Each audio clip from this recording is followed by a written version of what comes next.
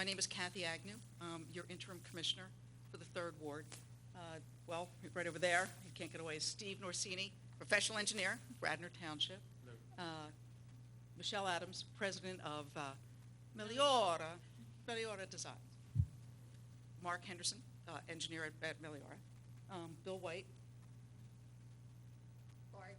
Laura Gill. Sorry.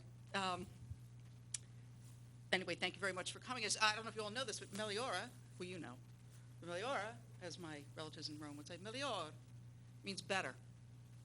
I'm sure you know that. It's an aspiration. We're hoping it's a state. And hopefully after this we'll all have a better understanding of where we are, where we're going in this stormwater problem.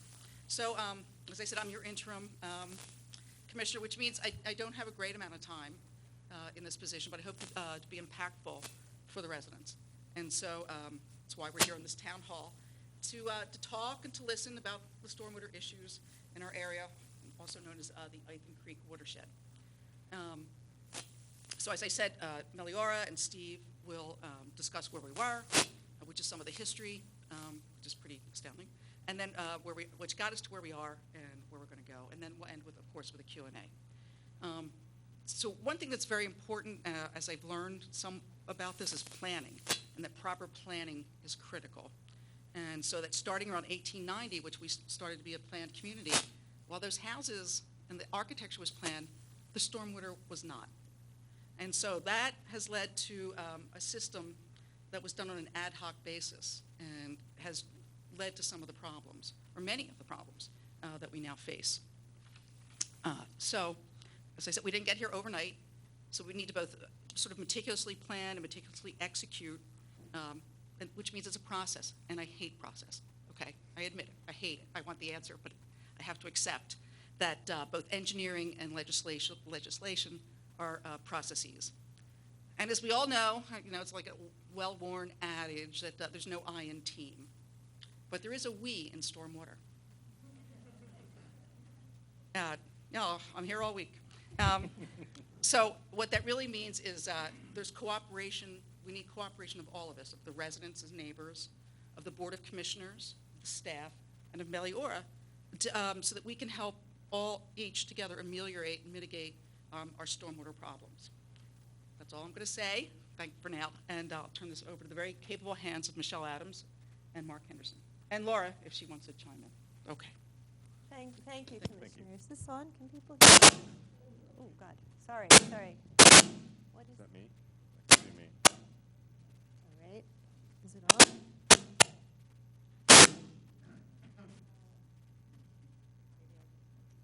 that working yet? Yes, there are. Are you on? I should be on. Is that on? Perhaps an example of why the budget is also better. Just saying. All right. Okay, can you hear me now? No. Yes? And the more important thing as well is that it also needs to record. So I can try and talk louder, but I know the township wants to record it. So I think that's working. All right. Well, good evening, everybody. Thank you for coming out, especially on such a gorgeous evening. And can you hear now? No. Okay. Yeah, let me move out. Yes. Is that better? Can you hear me now? Okay. I will try and project. Thank you all for coming out on such a nice night. We're going to talk about the stormwater, as the commissioner said, and we're going to start with an overview so we're all on the same page understanding, because engineers love terms and acronyms and abbreviations, and it'll just make your head hurt. So we're going to start with an overview of the stormwater elements. So if you could go to the next slide. So we're going to give her a little background on stormwater. Then we'll talk about specifically the drainage area of South Wayne. And then we'll talk about the existing projects that are being done, stormwater projects that are in development. We'll talk about future studies, and then we'll talk about residential opportunities. And we really want to talk about how everyone in the community can be engaged, because as the commissioner said, we really need input from everyone on where the problems are and what you're seeing for the township to plan appropriately and respond to these conditions. So if we go to the next slide, Mark. So just so everybody's on the same page, what is a storm sewer and a sanitary sewer? So when you flush the toilet or take a shower, it goes down the drain into a pipe to a sanitary sewer and off to the wastewater treatment plant. In Radnor, that is not where your stormwater or your runoff is supposed to go from your roof or your road or things like that. Sometimes there are things like sump pumps in basements that get connected by mistake to sanitary sewers. A lot of sanitary sewers are old, so sometimes when it rains, not sometimes, but often when it rains, water will go into the sanitary sewers, but the sanitary sewers are meant to carry the sewage to the wastewater treatment plant for treatment and discharge. If you go to the next slide, Mark. The stormwater is the water that generates when it rains or the snow melts and comes off the roofs and the roads and the driveways and also the lawns and other areas, and that goes into a separate pipe in Radnor Township. And those pipes go to different locations and different creeks. Sometimes there are things along the way that help treat or capture or slow down that stormwater, but because this is an older community and as the commissioner said, it wasn't built with a plan for stormwater, more often it's an ad hoc system that was built in pieces, over the last 150 years or so. So unlike Philadelphia, which has a combined sanitary sewer, that's not the case. And it's really hard for people to get their head around the impact stormwater has. So if you could just imagine an acre in Radnor Township before Radnor was built and it was an acre of forest. Everything was forest all the way to the Mississippi. And here we get about 45 inches of rain a year, sometimes more, sometimes less. That trend is going up. When it was all forest, all that water would soak in. Only a very little amount, maybe 11, 12 inches a year would run off. But the forest is this amazing sponge. So the water would go into the soil. The vegetation would put half that rainfall back up into the atmosphere. The difference would soak into the ground, and that becomes our groundwater, our water resource.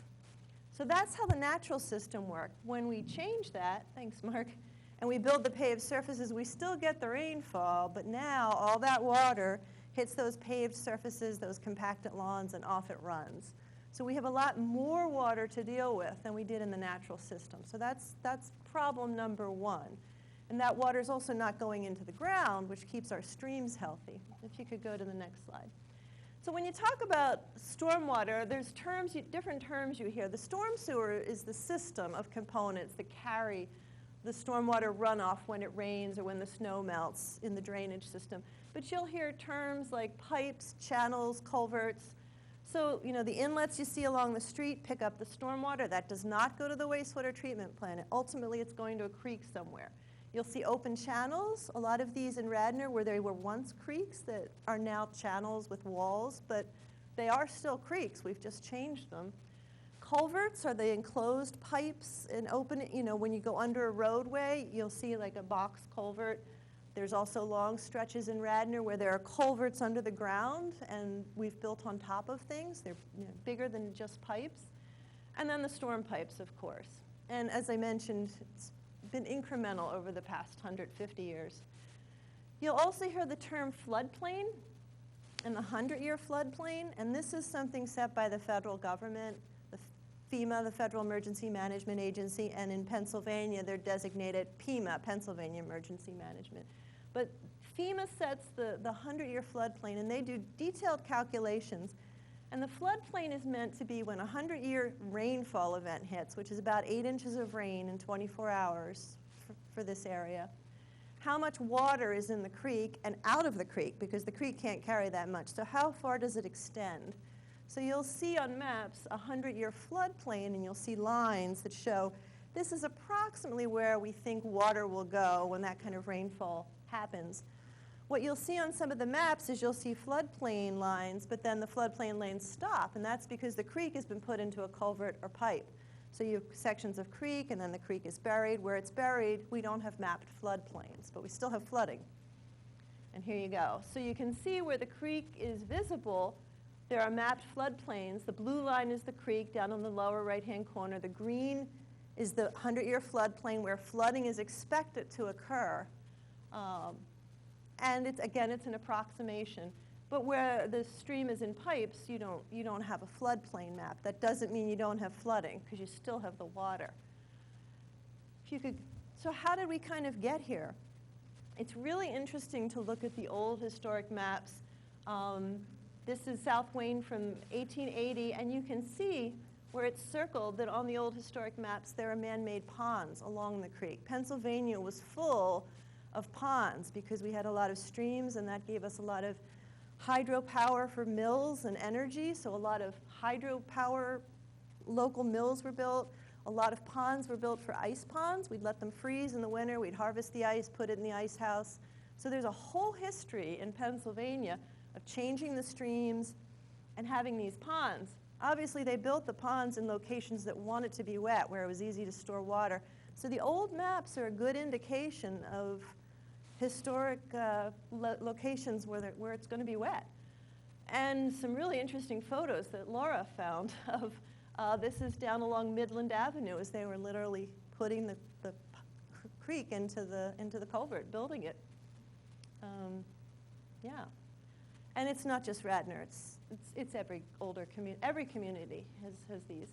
And you can see how this evolved. The ponds go away over time, but the stream continues to be buried as houses are built. And you can see where the Radnor Fire Company is up there in the left, and the stream is the blue line coming through. So you can see how the history evolves as the houses are built close to the stream.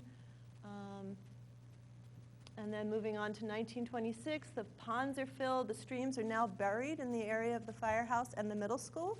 You can see that the old original middle school, before they rebuilt it, was right next to and practically on top of the creek, and the basement of the middle school was lower than the creek, and the middle school would flood a lot because the creek was right there. This wasn't something we thought about along the way. As the commissioner said, this wasn't designed or planned. This was just how things have evolved everywhere. And then the storm sewer system that's evolved is the red pipes. So you can see there's red pipes. And again, these were not put in with a plan. Nobody decided where they should go and how big they should be and made sure that they could carry all the water. They were put in an ad hoc basis as things were built. There are places that have no stormwater pipes, and the water just flows over ground till it gets to the creek. So you can see this is a evolved system that took a long time to get here, and it's going to take some time to get it working better. If we go to the next slide. And then just talking about streams.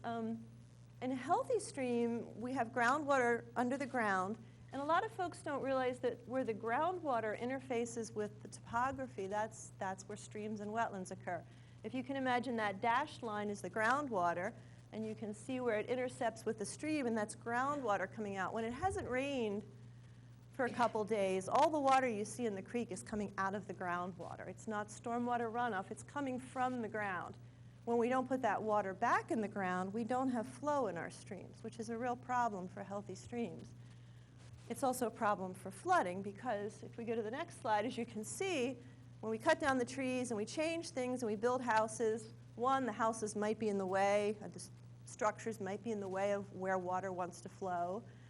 And then we have much more water going into that creek. And the creeks aren't big enough to carry all that water that we send so much more of it in. And if we've enclosed the creek in a culvert or a pipe, it's even tougher because that can only carry so much. Water's going to try and find its path.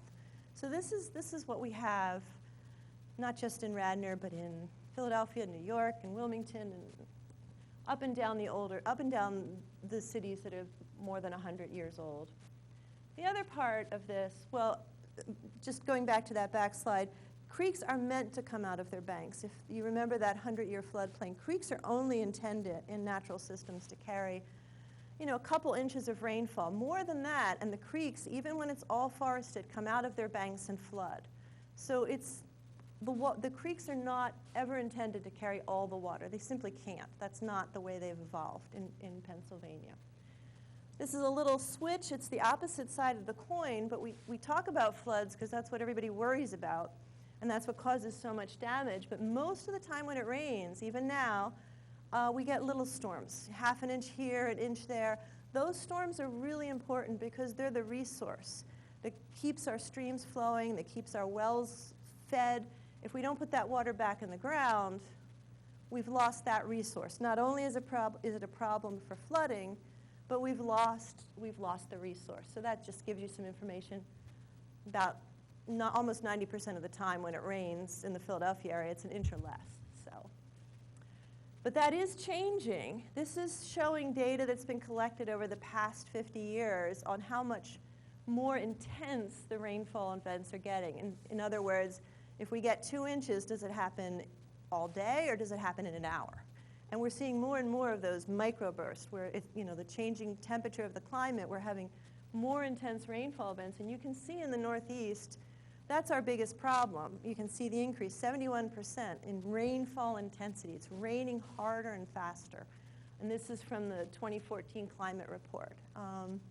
So that's what we're dealing with as well. And I don't have to tell any of you about these events.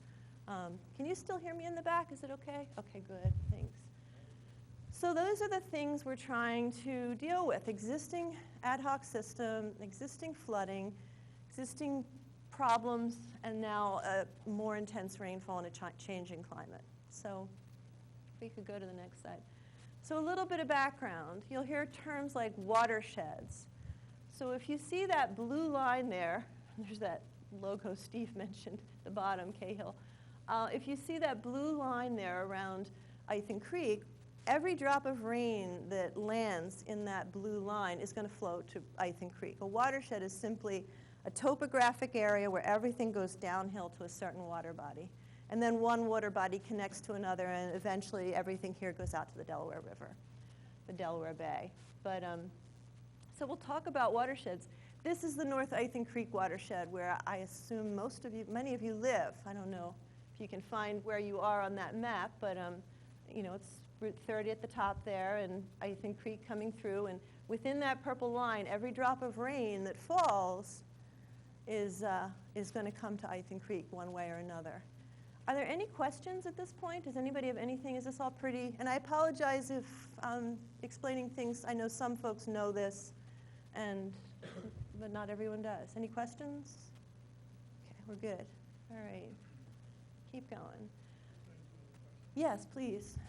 Are there naturally occurring underground streams or flows of water? Absolutely, absolutely. What are they called? Well, it depends on the type of underground geology, but especially in karst and limestone geology, where there's caves, very common in the Great Valley, Malvern area. Not so much in Radnor. Radnor doesn't have as much karst, but there is some. But different types of geology are more prone to water being able to flow. And you can actually have streams, disappear underground and come back. It's yeah. Does the soil around here from Ward 3 have a high clay content? The soil in southeast Pennsylvania has a generally high clay content, but that doesn't mean that water doesn't soak into the ground, because if it didn't soak into the ground, we wouldn't have groundwater and we wouldn't have streams. So it doesn't go fast, but it definitely goes down into the ground, and things like vegetation and tree roots, and interestingly healthy soils that have a lot of flora and fauna, insects, bugs, they create tunnels that literally, when the soil gets saturated, it can suddenly, just drain. When you don't have that, when you have very compacted soils, when we're digging up and changing the soils, when we have construction, we change all that, and the soils don't drain as well.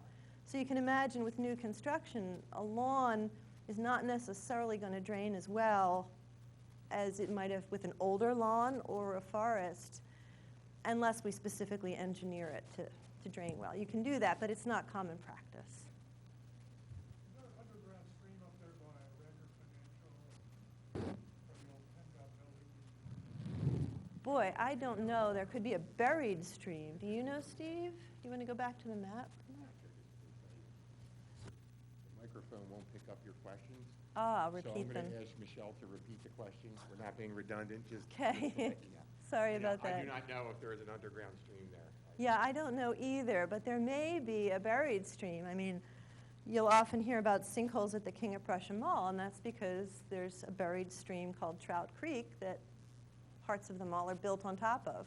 Sometimes you walk in that parking lot, you can hear water flowing through pipes up There's a lot of places in Radnor where you can hear water or see water flowing. I mean, we were just talking about that today. The question was, your comment was, there are a lot of places where you can, in that parking lot, where you can see or hear the water. Any other questions? All right, so we're all on the same page. So where we're at, we still have the streams, but we've got this urbanized hydrology, lots of pavement, lots of cover.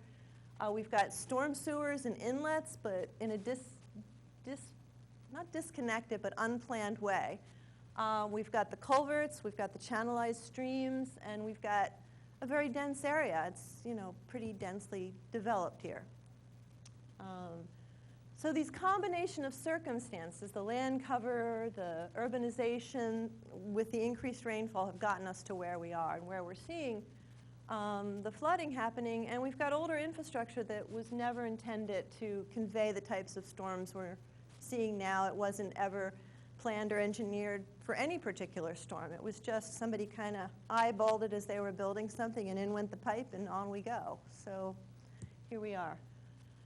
So we're not the only ones. So you'll hear terms a lot in the news and in newspapers and such about green infrastructure.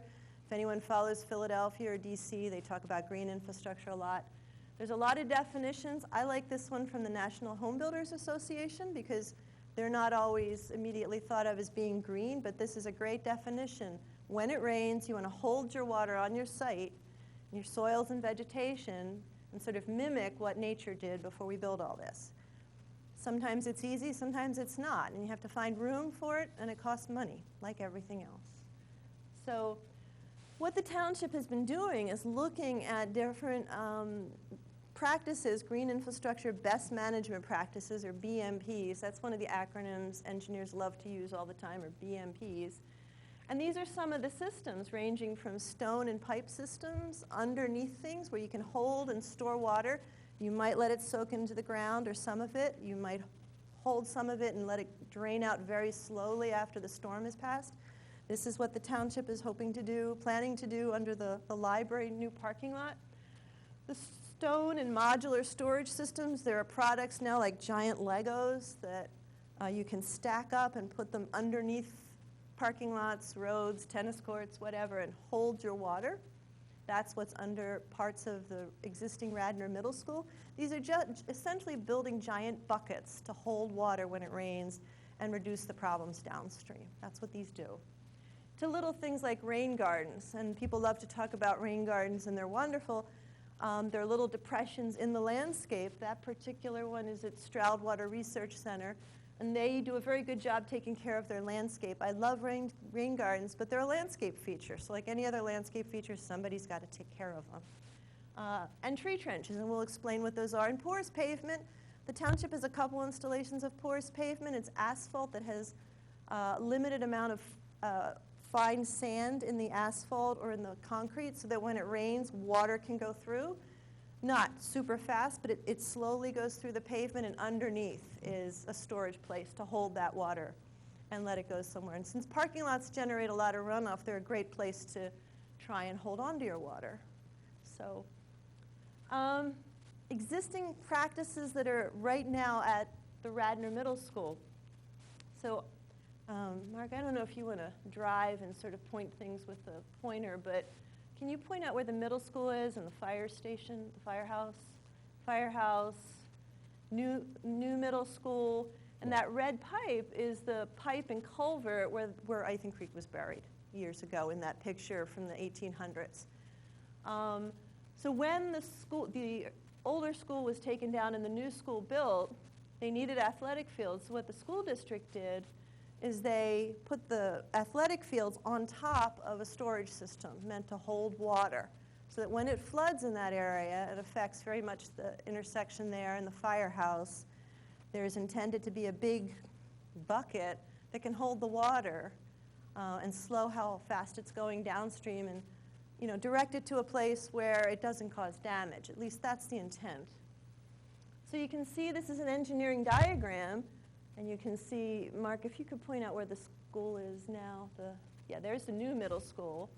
And so where the creek comes through, if you could point that out. Yep, so there's the creek coming through. So underneath those big athletic fields, there's a deep stormwater bed and there's a shallower stormwater bed. And there are several pipes, as you can see by the yellow and the dashed lines and the blue arrows, meant to bring water into that system before it gets to the creek. That's the intent. And it does do some of that. When this system was built, and I think is that on the next slide? They had trouble because stormwater pipes are not the only thing, and sanitary sewer pipes are not the only thing in the street. The street is occupied by PICO, power and gas lines and cable and telecommunication. There's lots of stuff in the street. And so you can imagine if you're coming through with a pipe, you run into things. And it's a very busy street, and so when this system was built, the contractor apparently couldn't get the big pipe in to the upper part of the bed, the shallow stormwater system, the green part. And, you know, when things, sometimes during construction, things don't get finished and everybody moves on. And so that's been a problem. They've not been able to take full advantage of the stormwater system. It gets some stormwater, but not all that it can. So that's what the township has been working on. You can imagine how happy PICO is when you call them up and you want them to move a pipe and how quickly that goes. So that's been the process. The township's about to put a new pipe, a 30-inch pipe, to that green bed that will involve moving some other utilities to get that water in. So that's one of the projects the township's been working on to get water into that bed. And this is a diagram of it. And Mark, maybe you can point out the red vertical lines you see are geothermal wells for the middle school that are under that stormwater bed. They're part of the heating and cooling system to reduce the energy use for the school. The deeper stormwater bed, the shallow part, Ithan Creek coming through. So this is basically a cross section. Any questions on what's at the middle school right now? Everybody's pretty, yeah. It's a giant bucket under the fields. Any upgraded water then comes, and is that designed for capacity and excess in land development in middle school? Yes, it's So they take any water upgraded from the site? yes, but not as much as it could because the one pipe wasn't connected. So it takes some, but not as much as it could.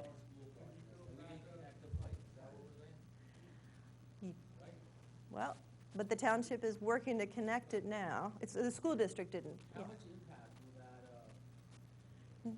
It will help, but we'll look at that. One thing we didn't talk about here. Flooding comes right down Midway, along the creek, the very creek. Yep. This is the point, this is the engineering marvel of this. Great. Thought that it would collect and lessen the load. And it does. It does. Yeah. But it has more capacity, it has more room to connect the pipe. Yes, and so the question for the recording is, you know, it was meant to be the engineering marvel and collect and hold the water, and it does. And it will hold more once the pipe is connected. The problem is it's a big watershed with a lot of houses and homes and roads, and it's a whole lot of water. So we'll show you some numbers. This is not nearly big enough to solve all the problems. It helps, but it's you know, if you had to lose 100 pounds, this is 3 pounds. Right, but 1,000 rain gardens couldn't compare to just connecting the pipe. I don't. That under that system. Well, I don't know if 1,000 rain gardens. This is a big system, and it does do a lot. Yeah. And is there a way to measure how much water that takes? Can you see that it fills up? Is there a way to look at that during the storm event? I don't know that it was built with any ways to make it easy to see it. I mean, you can. Observation points, like you can't see that water? It's easy enough to put gauges in. You know, it's easy enough to put sensors in and measure. That's a pretty easy thing to do, but.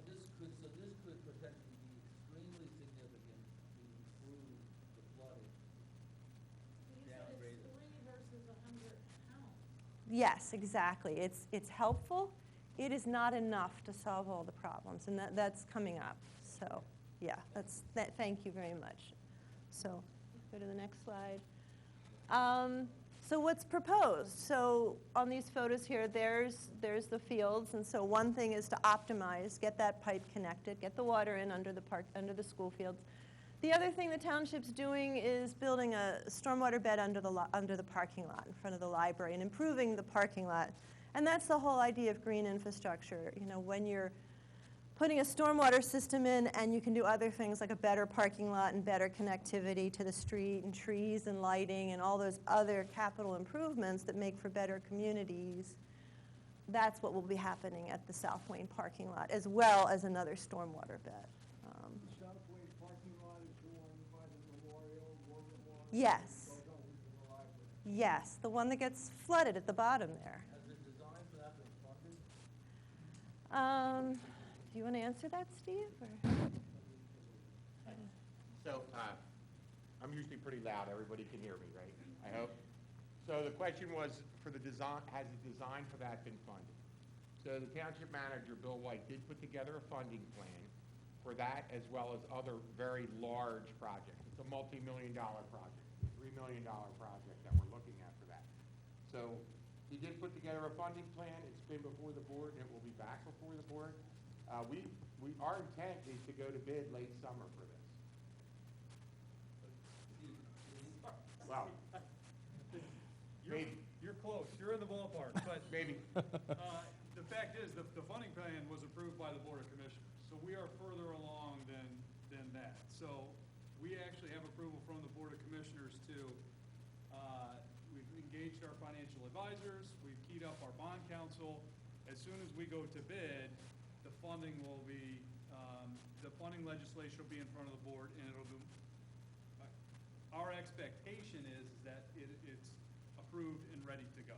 Thank you, Mr. White. No, the design and construction, you're saying Design was done years ago. Yeah, so we're, design? design is complete. We're just wrapping up, as Michelle had said, our final task is just coordinating utilities Yeah. for bid. So design, complete, pretty much. Now we're gonna go to bid for construction. That's a process in a local government. We can't just call somebody and get prices. There's a very specific process we go to by our code. That then goes back to the board for award. Is there a way to connect those places? I mean, there is a little- Yes. Yes. And that's Yes. what Meliora has done in the design. Yes. Yep. So yeah, if you give Michelle a chance, she's gonna answer your questions about the system. There's a lot of things Yeah. coming on there. And there was another question in the back? You talked about funding. What's the plan for funding it? What's the plan for funding it, Bill? So, the funding plan consists of the township getting authorization to borrow up to $15 million for a series of projects that, as Steve pointed out, this being one of the first ones. The borrowing plan will be done in increments as these projects are bid and awarded. We will draw down on those funds and install the projects. The funding source of the borrowing will come from the stormwater fee. I know that Ms. Agnew asked this a while ago, but given its proximity to the firehouse and the importance of the, life-saving operations that go on at the firehouse, is this a project that is possibly potentially funded by some federal infrastructure dollars? I know Ms. Agnew asked that, actually, when she was being interviewed for the interim commissioner job. Yeah, so, I didn't hear the answer when she was interviewing, so at the risk of contradicting that. Well, let me, No, it was a question she asked. You asked, oh, I okay. asked, has that been considered? I asked, when I was being interviewed to be commissioner, what I consider to be Important, number one, clearly, is stormwater, and it's expensive to fix. And my question is, has anybody gone after any federal money for it? I think the answer at the moment is no. I don't like that answer. I be quite frank with you, I don't like it. So we've been talking about what to do about that. That I think that we need a liaison or something to work with our federal representatives to get us some of that infrastructure money. I know it's often perceived that Radnor doesn't need it. I have a different opinion on that, clearly, because I want that money. Doesn't mean we're going to get it, but I'm really, really going to try. That's what I can promise you. So hopefully, we're installing this project sooner than federal money would become available to us. But the efforts that the commissioner is spearheading will help future projects, hopefully. I mean, that's going to be the intent. Great. And there's two programs, oh, go ahead, another question. Just a follow-up. I understand you to say, I believe, that the funding will be taken care of by the stormwater fee. Will the fee stay where it is, or is there consideration by the board that it may have to be increased per household? Yeah, in all likelihood, in future years, the fee will have to be increased to generate the revenue to pay for this borrowing and then future projects.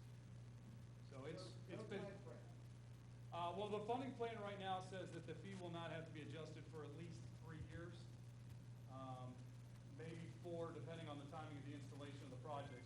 If we have delays in installing these, obviously they're not going to have to consider adjusting the fee until it's needed. They're not going to, I wouldn't even ask them to adjust it until it's necessary. But if everything goes exactly as presented in the plan, it wouldn't be until year 3. So 2022, 23, 24. So 2024. Let me clarify something, of what I think you're asking, is that your stormwater fee, even cumulatively, could never pay for all of this.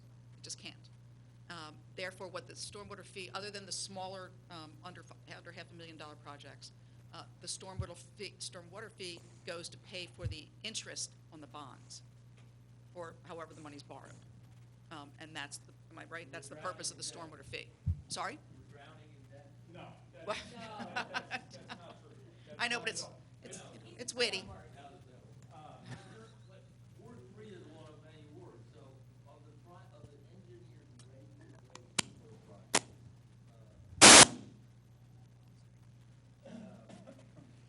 we put priorities here. I know there's problems township-wide. Yes. Is there a priority list? So I'm going to jump in. So we're working on several multi-million-dollar projects in 3 watersheds. This being one, what we call the South Wayne Municipal Stormwater Management Flood Reduction Project. In North Wayne, it's the Gulf Creek Floodplain Creation Project. You're aware of that, right? Your own property over there. And on the Little Darby Creek Watershed, which is South Devon in that area, it's the Little Darby Creek and West Wayne Preserve. Each of these projects are multi-million. So the only thing dictating, as the manager stated, the funding's going to be in place for all of them. The thing that's dictating timing is how quickly we get through our utility conflicts and permitting. This project is the farthest along of the 3. The West Wayne project, which is the West Wayne Preserve and a large subsurface system in Friends of the Radnor Trail Park, is with DEP. That's a really slow process, working through the state agency. So I tell people, they think, well, you're the township, you guys roll through that. No, we're just like any builder or any other person. We have to go through all the same time periods, and it can take many months, and it is, actually, at this point.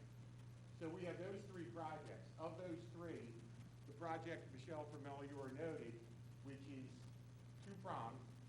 The first prong is to connect that pipe to the middle school system, right? That's part 1. That's to help reduce flooding in front of the firehouse.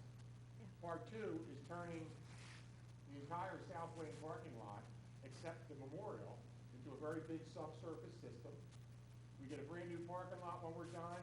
It's going to have nice flow, actually have lights, a little grass, and some trees. That's to help address that flooding. And there will be, as she said, an incremental benefit to the folks on Midland and below. So this project is the front runner solely just because of permitting and timing. But the manager noted the borrowing is for all these very large multi-million-dollar projects. Wow. Yeah. So just there, we did. So we've had 3 different meetings with the Board of Commissioners as we've rolled out these discussions, which ultimately led to a green light from the Board of Commissioners to move forward. Though all of those meetings were recorded and they're available on our YouTube channel. If there's I don't think we have everyone's email. I don't know how to distribute that. But what we can do is make sure that, say on a township website or webpage dedicated to this project, we can have links to those meetings on there where you can go and watch and get a better understanding of the funding plan. I don't want to monopolize this presentation that's specific more on the engineering side. But the money to do this project, as soon as we go to bid, it's been approved. Like, well, there's one more piece left, so I don't want to, for those that have to vote, I don't want to put the cart in front of the horse, but the plan has been approved. So, in all likelihood, the money will be available by the time this goes to bid. How much money comes in each year from that stormwater fee? Yeah, so real quickly, we get a little over $1 million. The township, or the fee at $29 a unit, which it's been $29 per unit since it was adopted 6 or 7 years ago. It generates a little over $1 million per year in revenue. The commissioner noted a moment ago, the plan is to take half of that, $500,000 a year, dedicate that to the small infrastructure projects that come up, culvert replacements, pipes here, pipes there, things that are better served with cash. And then the other half, most of it is going to be used for the interest and the debt on these large multi-million-dollar projects. And then just to close the loop on the fee increase we talked about, it's projected that the fee would go up by $2 per unit. So from 29 to 31, and there would, well, a total of 6, but over 3 years. So 2 per year for 3 years. So that's the fee increase that we'd be looking at. And the good news is most of this is fixed. We're talking about fixed interest rates, a revenue source that is for 6 or I forget the years now. It's been so many. The $1 million a year has been very reliable and predictable. So we feel very confident that so long as the pricing for the projects comes in within what's been estimated, that this plan should hold. There's not a lot of variables to throw it off, other than the bidding environment.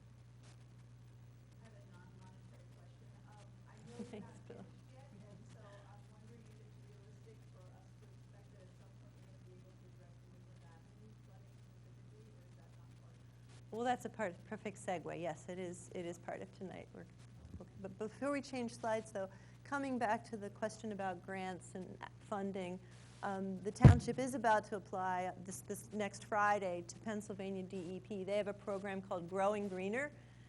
It has funding. It comes on a rolling basis. The amounts change every year. The state doesn't give a whole lot of notice. They just issued notice in May, and grants are due next Friday.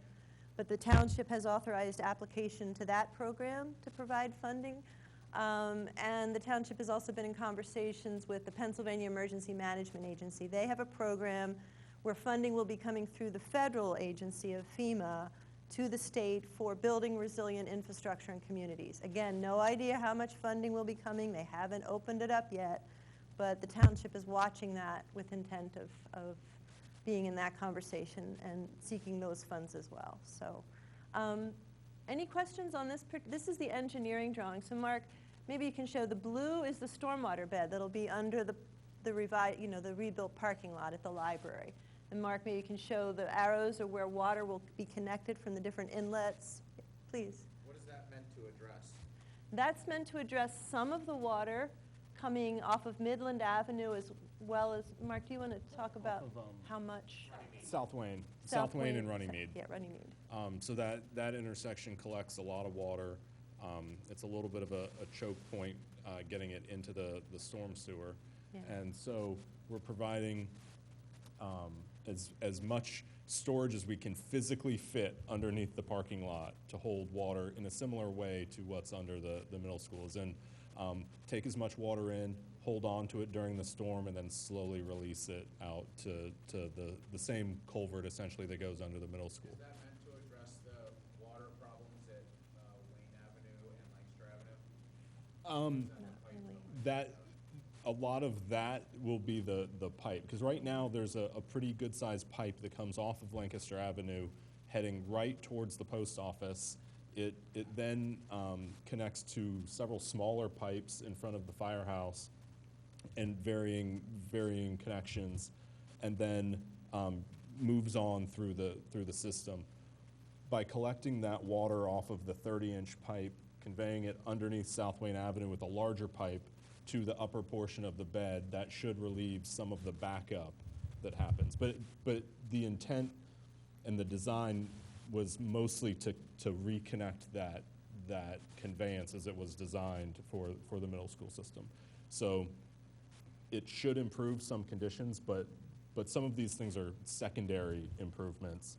And we'll kind of talk about that a little bit too, because this project was specifically to address some of the flooding at South Wayne and Runnymede, but there are secondary effects downstream by holding on to more water upstream so that it doesn't go downstream during the storm, giving you more capacity through the system further downstream. So it's all an effort to relieve some of the backups and get water into a system that has capacity, get it off the road, get it into an inlet, get it into a storm pipe, into an area where we can hold on to it, and then slowly convey it once the storm has passed and there's greater capacity in the stream. So the more we can hold on to the water higher in the watershed for a longer period of time, the less pressure you have on the conveyance system, which allows more water to come off your roads on Midland, get into the inlets, move through the system without ponding up and overwhelming the system.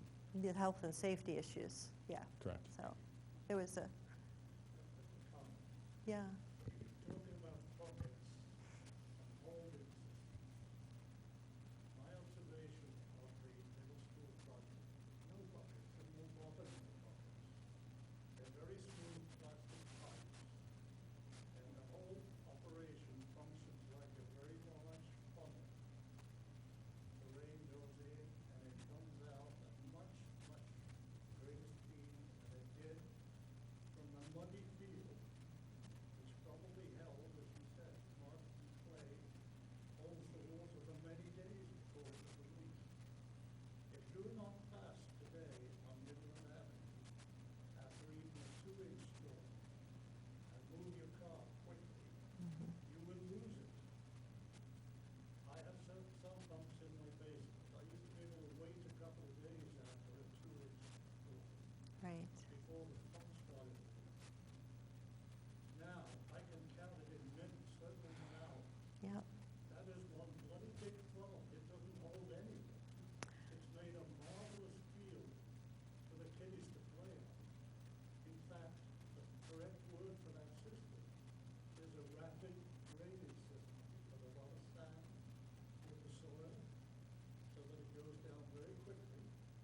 That's quite a storm on Monday evening this week. And today, I watched on the middle school field, perfectly dry, they're holding the graduation, people are sitting on the ground. Before that system was built, they would have been sitting in mud, which holds water for a long time. Your so-called holding buckets don't hold anything. My observation is, and I've talked to Mr. Morsini repeatedly about this, Mr.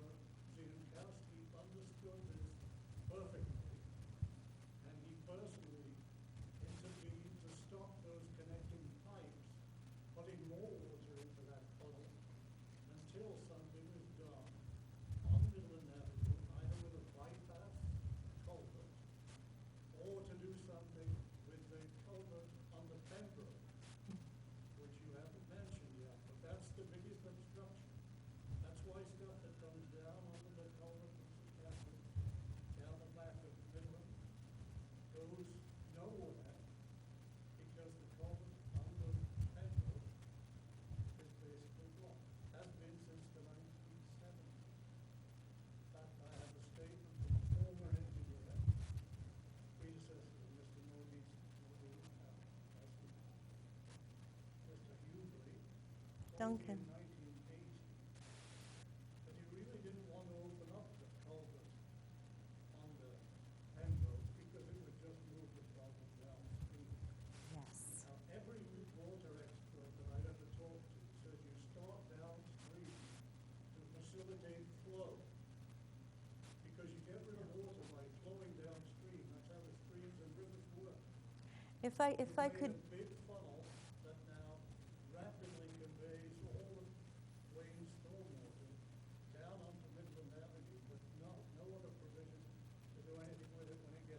If I could address that point quickly, moving it downstream seems obvious. And Duncan Hubley was a very good engineer, but yes, so I appreciate your comments. Thank you. For a long time. When I say it's a lot faster today, I can guarantee you it's a lot faster. I believe that it's more runoff faster from a variety of things. The amount that's been built out. Yes. Yep. Yes. It is worse. Yes. If I could add, that's not just unique to Radnor or to this location in Radnor. That's happening everywhere. We had almost 80 inches of rain in 2019. Yes. We have more water to deal with, and it's coming faster on top of what we already have. Well, the funnel, and we'd be glad to share the engineering because, yeah. Well, that's not entirely true from the beds. Yeah, that'll be improved. As far as the intended design, because obviously we didn't build it. It was a different project from what we're working on. But the intent of the system is to have well, let me roll back. Yeah. Yeah. Is to have a control structure here that does limit. Holds as part of this project. And there is some control, but not as full as it could be. Yeah, basically.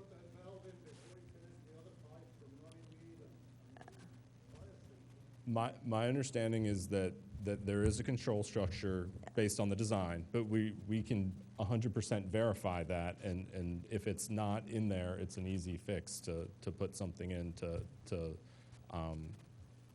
basically meet the design as originally intended. What the survey shows, yeah. But in general, everything downstream has not changed, and so if this culvert leaving the system is the same size as it was before,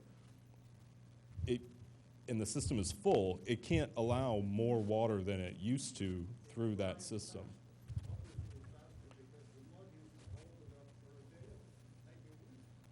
It may seem like the mud, but I think there's a combination of the rainfall changing. The rainfall has changed significantly.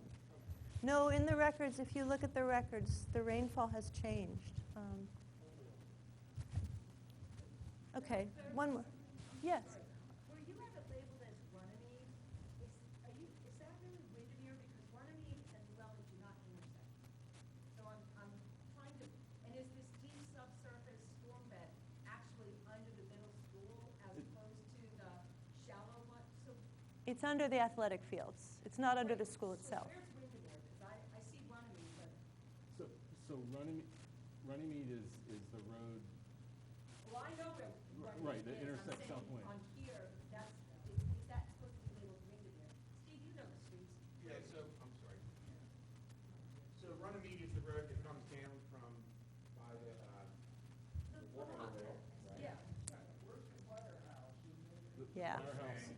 There it is. Here. There's the firehouse. Sorry, right here. So there's Runnymede, and This is South Wayne. you can't see where Runnymede's coming down this way. From the You really left. can't see where Windermere is. It's kind of stopping there. Where's the admin building? It's not on. Windermere curves underneath the map. Got it, thank you. Okay, yep, I see. Deep Okay. subsurface in the field? Field. So this is the athletic field here, and then this is the middle school building. The new middle school, yes. Got it. This is where the old middle school was. Now it's a parking lot along South Wayne with the firehouse here. Yes. Well, who Yes. designed that stormwater system? This one? That was a different company. That was Yeah. called Cahill. Right, so is there any criticism of that design? I mean, No, and I think we should probably, and I don't know if we've addressed this fully, because I know there's been a lot of questions about that system. And so we know one thing, it's not being utilized to its fullest extent. For that we know, because it's not fully connected. The project that we gave Meliora, that they provided a proposal for, was to do two things. Reduce the flooding in front of the firehouse and reduce the flooding down by Runnymede and South Wayne. As part of that, we said, hey, there's a way to help reduce that flooding at the firehouse if we can get this system to work somewhat like it was supposed to do. So that is part of it. We're going to connect that, and as people say, we have storage in the ground that's unused. That's money in the bank, right? That's stormwater funds in the bank, which so we're going to utilize that. But this system is not a panacea one way or the other, right? It was not designed to solve the flooding crisis below it, right? It's got a finite amount of capacity. It helped. It's going to help. There's going to be... Does it infiltrate water at all? Yes. So it's going to help reduce the flooding on South Wayne because we're going to send water there. We're also going to send water on or runoff on South Wayne to the parking lot, the township's parking lot, right? So the fact that less runoff is going down the Midland, that's a benefit, not the purpose of the project. Nor was the purpose of the middle school system to be the be-all to end-all. So one of the things we've learned about in stormwater management, in a previous job I had at a neighboring township, the supervisor said to me, Orsini, we'll give you $2 million to stop the flooding in this area. And I said, I wish that would work, because there is no golden valve that we can install that's going to stop the flooding. We had hired a firm. We had 6 projects priced out at about $3 million, and this is like 18 years ago. That alone, those 6 projects wouldn't stop all the flooding. They would all help. And no matter where you are, this township or any other township, very rarely is there a single silver bullet project that's going to take care of it. So it's always multifaceted ways to do this. This is one facet. It wasn't necessarily designed for Midland, but it's going to help. So as Michelle said, I thought it was, but the gentleman on Midland making a point, I don't know if you addressed it, saying it acts as a bump. So does it store and does it infiltrate? so what happens Does it is just convey water? you have a pipe, right? So we'll take it down to its rudimentary elements, get pipes that go into this big grid. So volume, right? Volume is created from these Legos, as Michelle called them. So now we have a cubic feet of volume, whatever that is. Some of it goes in the ground. Whatever doesn't go in the ground stays in the Legos. The outlet structure Mark spoke about. So there's a pipe that goes to basically what looks like an inlet. And in engineering, one of the very most common ways we control outflow is through an orifice. A circle. That's all. It's just a circle. The bigger the circle, the more that comes out. Sometimes we have levels of them of different diameter to let different amounts of water out. So it's not a physical valve. That orifice or orifices are what control it. And like Mark had said, as part of this project, we're going to double check on that outlet structure that has an orifice to make sure it's working. So Wasn't that to connect into the original stormwater folder that went underneath Midland? Yes. Yes. Should outflow there.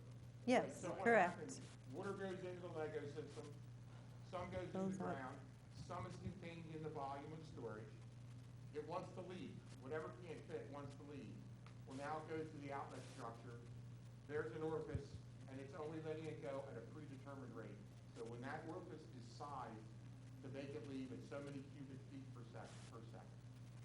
It's not, there's not a lot, there are no moving pieces to it, and it's a very common system. If you walk down into that storm sewer and look up, you should see that orifice. I have to look, we can see the orifice, because there is an outlet structure, and it was surveyed. They may determine we might want to change that. But there is restriction, so yes, is water funneled into the system? It's conveyed via pipe. For but that's where it's supposed to go. Yeah. And just before I take another question, thank you, Steve. I think we owe the school district some credit because when the new middle school was built, the old middle school had problems because it constantly flooded. The elevators, the sump pumps ran all the time. It flooded all the time. And so the school district put more stormwater than they were required to by the state or the township. They put as much stormwater as they could to contribute to this. It wasn't required by law. They just maximized what they could when they built the school. They didn't switch stormwater, they were paying more than they were required. Exactly. They retain more water than the law or the regulations would require them to. They did more than they had to. So, and there was another question, this gentleman as well. Great question. Will the systems fill up with silt? Yes, if the silt's allowed to get in them. There's a number of engineering measures intended to allow places where the silt drops out so the public works crews can remove the silt with their vac trucks and other tools. Yeah, and this gentleman's had his arm up forever in the blue shirt. Sorry.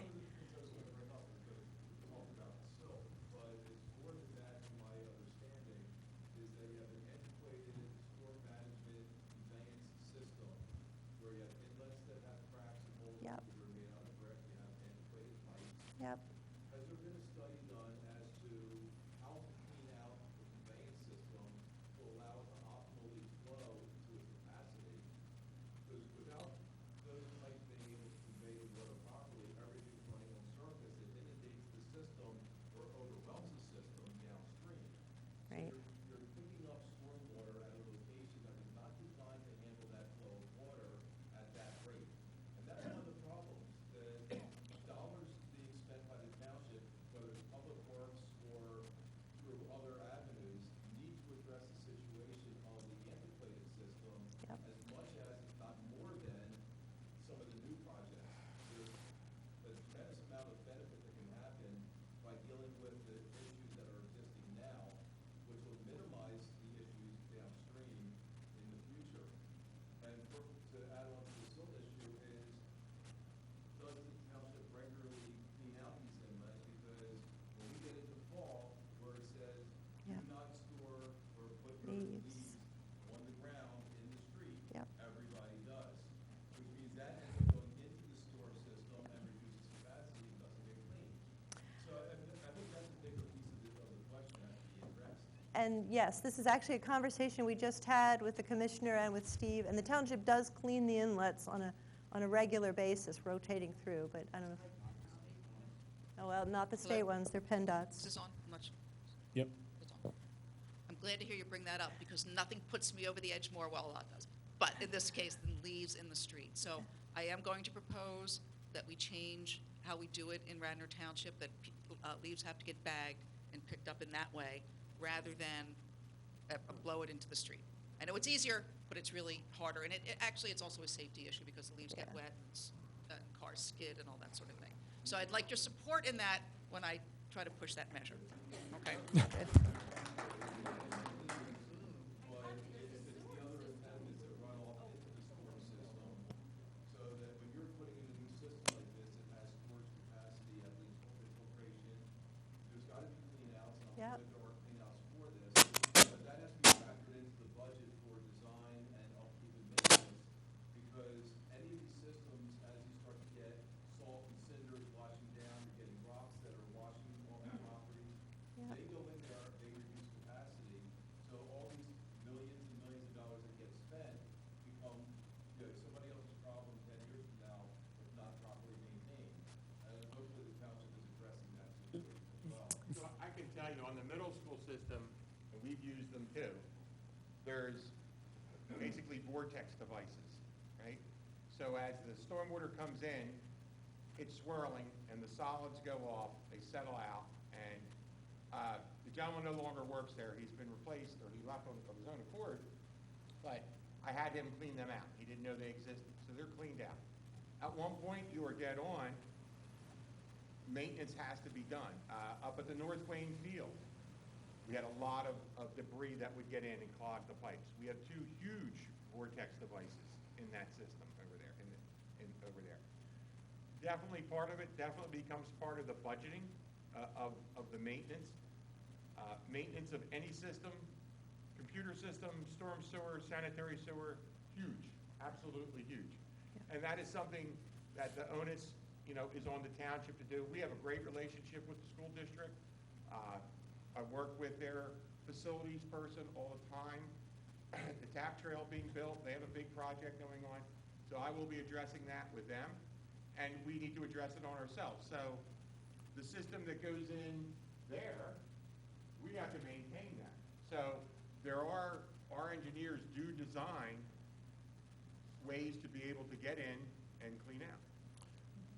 There is access built into the system, but one thing we did for Steve as part of this project is to incorporate basically an inlet filter basket to stop leaves, sand, silt, cinders from getting into the system in the first place, keeping it up close to the inlet grate so that public works staff can see that the debris is in there and it's easily accessible and removable. So instead of waiting for it to get into the system, cause a problem, get ignored for a decade, what have you, we're trying to keep it from getting into the system where it becomes harder to get it out. And so that's one of the things that we've put into our particular project here. And that's basically a permanent filter bag that sits in every inlet grate that we accept into the system. So with the infiltration of the water getting into the storm management system, we calculated on a full bag and empty bag. As a developer, I deal with this all the time, where we put silt bags into an inlet. If that inlet bag starts to silt up, then the conveyance system isn't working properly. Yep. And then we're required to clean them out on a, after DEP says, Yep. after every rainfall, you look at this. Yep. Yep. And that's And- a lot to put on the township. And it's a little bit of a different system than the ENS controls, because the ENS controls are a solid geotextile basket with no overflow. What we use is a mesh system, but there is an overflow to it. So if the bottom of the system does fill up with debris, leaves, what have you, there is still the ability for water to get into the system. So there is that. That doesn't happen in your ENS filter bag. There's no other avenue other than through that material. So. If I may add as well, Conestoga Road is a state road. Unfortunately not, I say it's unfortunately not a township road, because that makes it own the state to clean it up. And if we do it, they don't pay us. I'd like to address that in some way. So I was over at Mr. Roberts, back there, Mr. Roberts' house on Sunday, and he said, see, here on the inlet here is clogged. And I was like, well, where's the inlet? I don't see the inlet. I didn't see it because it was so clogged. Yeah. I was standing, that's absolutely, I was standing on it. And this, I believe, is probably true around a good part of Conestoga Road. Right, and so this is also part of the problem, that the township, and I will say, I mean, I've come to really admire in my short time the work that gets done, but also part of it is the state. And we have to really start to be able to lean on the state, and maybe it has to be the citizens that lean on the state. They said, hey, you got to start, maintaining these roads, and not just clean it out, but also, maybe repave them so it isn't disintegrating so much into the inlets. So that's another thing that really does contribute, because it comes off of Conestoga, down to Runnymede, down to the school. Another image component question, when they're repaving the roads are getting higher, and the inlets aren't able to drain. So I had a problem with that last year, that repaving created not only an inlet that was blocked, but the way the road has been, Crowned. crowned, yes, Right. through all the water down our driveway, which is why we never had created one. So who or how is this in the township, is it a holistic report, process, that This is jump, in a road, right. this area flows? That's a perfect point, because one of the things the commissioner wants to do is have input, so when those kinds of conditions arise, there's a way for that information to be communicated. Because, yeah. Right, because it's not necessarily known. So that's one of the things you talked about, and we'll talk about, we need to hear from everyone where these problems are. I don't know. Okay. I don't know. Yeah. Yeah. And we pay for the sins of the past. Yep. And we tell you, it's all over the state and all over the country. Roads were paved, they weren't milled. What was once a 6-inch face of curb that directed stormwater to the inlets became a 4-inch, then a 2-inch, and now it's just about level. Yeah. We do mill our roads, but in the older neighborhoods, like Midland, this is a turn of the 19th century neighborhood, right? The engineering standards of the day, if you want to call them that, were so far off, I guess, like the Commissioner said, everything was built ad hoc. Go up to 1960, where I grew up on Yorkshire Road in the 60s and 70s, engineering standard was get the water to the inlets, get it to the pipes, dump it in the stream. Yeah. Found out that's not the greatest thing to do. Let's fast forward to the 80s. Cornerstone, Trianon, all in this township, we have the cross-section. We get the water into the inlets, we get it into a pipe, and we put it in a big basin.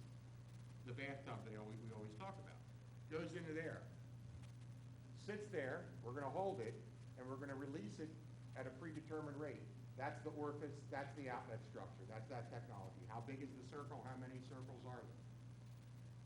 Fast forward to now, well, now we know better. We need to recharge the groundwater system when we can. What does that do? It helps the aquifer, but also it's reducing the cubic feet, the gallons of runoff. We're taking it and putting it back in the ground where we can, where systems can take it. We don't always have the greatest soils. It's not always work, but we do hold it. So we're always moving forward, and you know what? North Wayne, South Wayne, when that was built, like I think the term ad hoc Commissioner Agnew uses is fantastic, because I go there, my head spins when I try to figure out where these pipes go. And I'm walking around with the public works guys, and I'm like, how does this pipe go over here? And a builder said, I need some more lawn for badminton here. My client wants to play badminton. So put some pipe in this little creek, kind of zigzags like this, fill it up. It's Latin for bad stormwater. There you go. And that's why one of the reasons we have what we have. As the engineering standards came on board, things changed. But our job, with the help of the commissioner, the manager, and the other commissioners, is to start making inroads into addressing these problems. And that's and I'll give it back to these folks because that's what they're going to talk about. Steve, Oh, this gentleman had a. I'm very much looking forward to the rest of your report. We'll get there. We're getting there. My family has been on the 200 block of Midland Avenue, 3 houses in from the middle school field since 1914. Yeah. And only in the last few years have we had serious water incursions from that culvert, sanitary sewer tunnel, whatever you want to call it. Culvert. I just want to throw this out there now. I'm convinced that culvert is failing because we are now having water in our basement basically all the time, rainstorm or not. So I'm convinced that stone structure is in failure. and I live next door to them. Okay. I've never been flooded. I've been flooded 3 times in the last 3 years. I thought that there was I was convinced, my next door neighbor and I, and we were convinced that the Aqua PA cracked a water pipe and that it must be just flowing underground. I didn't know you guys flooded, but yeah, it's in the last 3 years. Right. And they've been there a long time, 100 years, yeah. Yeah. Something's No. different We right never now got on our flooded. 3 houses. We just had to install a sump pump about 2 years ago. It runs Thompson. Yeah. I'm not surprised. There may be, I mean, have we surveyed the culvert recently? We haven't dug it up. It'll be dug up as part of this project. There may be problems, but there's also rainfall. I mean, No. This is different. I'm So, sorry. Okay. I'm just going to interject real quick. Yeah. Because I get this All the time. Like, I get the calls all the time. So I'm going to, Mrs. Stern, what we call flooding is surface water runoff that enters your house. What the situation we're talking about is groundwater causing a wet basin, right? So municipalities and governments work on and we control and we govern surface water runoff. But here's what I've encountered through our residents over the last 3 years. So conceivably, that could be an issue. It may not. And the same thing with Susan. We actually had the water line checked, and they said, we're fine. People that haven't had a leaky basement ever, in the last 2 years, now all of a sudden have one. They're not near a stream, they're not near a river, they're not near a pond. The aqua pipes are brand new in their neighborhood. I'm gonna point to my boss, right? Who lives over in Conestoga Village, who 2 years ago was like, I have a geyser coming up out of my basement. Yep. Doesn't live near any body of water except a little meandering creek way far away. The gas and water pipes are all brand new in the neighborhood. So this is groundwater, which we don't govern and we really can't control. There's a lot of thoughts and theories about why somebody may get it. May be true, may be correct, may be wrong. Because I have an example of a person who experiences none of that and has a wet basement. So maybe it's the culvert, I don't know. Maybe it isn't. I mean, it doesn't run full. We actually had one of our public works guys walked it and televised it. So during normal times, kind of like what Michelle said these streams are, there's not a lot of water in there. Now, obviously, in a big storm, there is. But during normal times, it's walkable. That's how little water is in there. So the reason I'm saying this is I don't want folks to confuse wet basements with runoff. So what the township is dealing with and trying to help and control, and what we govern through our ordinances, surface water runoff. Not what, the leaky basements. This is not a leaky basement situation. We've got a stream run right in front of our house that's in an 1890s era. I understand. When that thing fills up with water now, for the first time, we have a drain that actually drains into that culvert. That water came blasting through the drain. Well, that makes sense. That's not groundwater. That That's makes coming sense. from that culvert. So we have Never done that. we have a 100-year-old house that has a floor drain hooked up to something. Yes. When that something fills up and is full of pressure, that's where it's going. And that's what we find in Midland. I've met with people many times. When the roads flood, they'll tell me I have a restroom in my basement and my toilet's gurgling up. Or I have a floor drain in my basement and it's coming up through my floor drain. Those are those connections. So you're right, that's not groundwater. That's something that's connected to a pipe that is full. But some pumps, I want you folks to continue. I'm sorry for interjecting, but I don't want us to get sidetracked on what comes up from underneath for now. Let's concentrate on what falls on the ground and we're trying to control. Great. And thank you, Steve. And there are plumbing solutions that could potentially help that pipe from water coming back in. So, yeah. Like I said, I just want to make the point that I believe that culvert is probably failing. And that we've got water there constantly, but we never get. Well, Even after a long period of no rain. right. Well, when this project goes to construction and things are dug up, there'll be an opportunity to remedy any failings or, structural problems. So thank you. All right, moving on. Oh, one more question. I want to hear your presentation too, but the gentleman behind raised Yes. the issue of cleaning the culvert. Just as I was thinking, my first township deal in 1973 was about clearing the culvert of the temple. I've been doing that ever since. I got a personal note of Bingo, he was chairman, 2012, saying the township is looking good for us to do inspection and survey. In 2015, Mr. Morsi sent an engineer from Gannett Fleck, your predecessor, to come and see me, and I took him to the entrance to that culvert, which has rocks about 15 inches across. It came off of the wall, it came off the wall many years ago, and rolled into that culvert. The cross-sectional area is about maybe 30% open. Hmm. And they're not walkable. Mr. Monsignor just said they're walkable. That's a joke. You couldn't crawl through the one metal. It's at least 70% full. And there's been no effort by the township at all, really. As I said earlier, Mr. Eden said he wasn't an advocate of clearing it because I don't think we were from the street. That's correct. Water wants to go. That is true, but yes.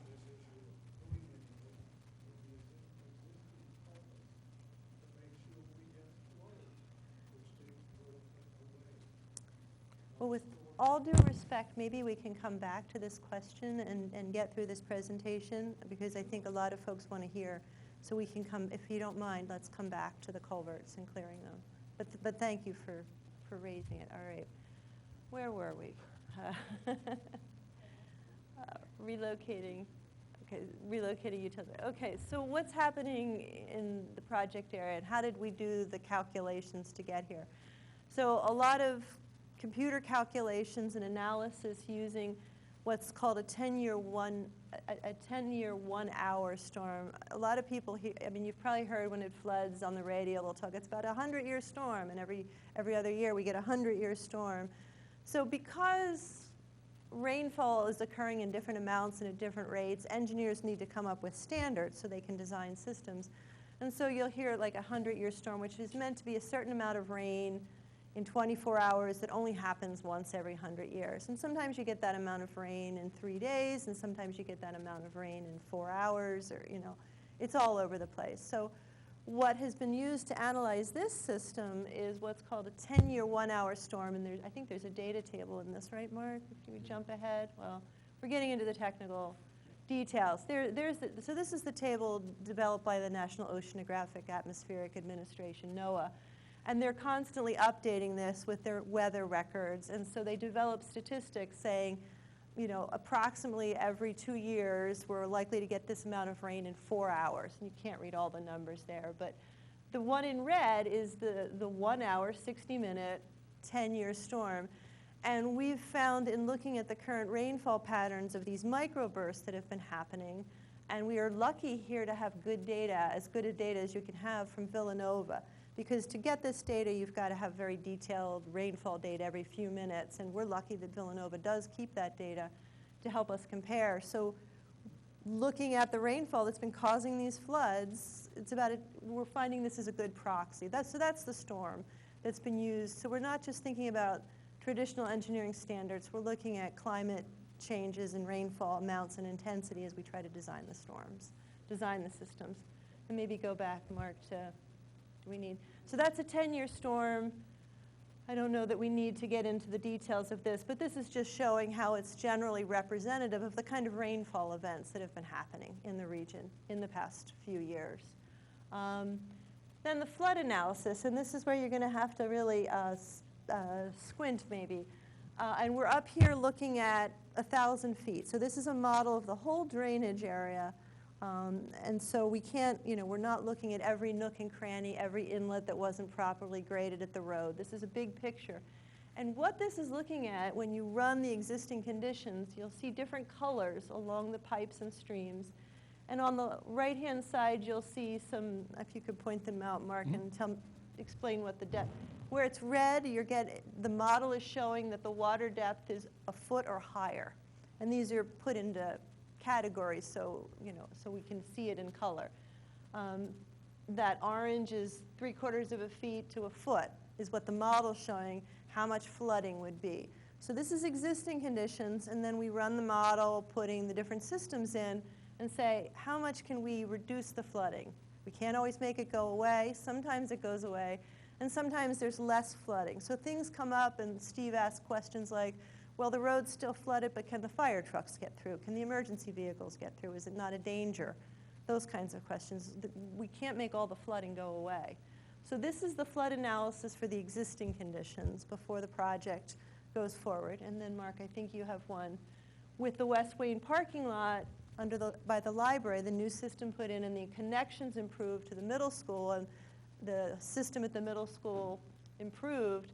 You kind of have to flip back and forth. So you can see, conditions start to change. And you almost need to sit there on your own computer and go back and forth to look at the individual little areas of your point of interest.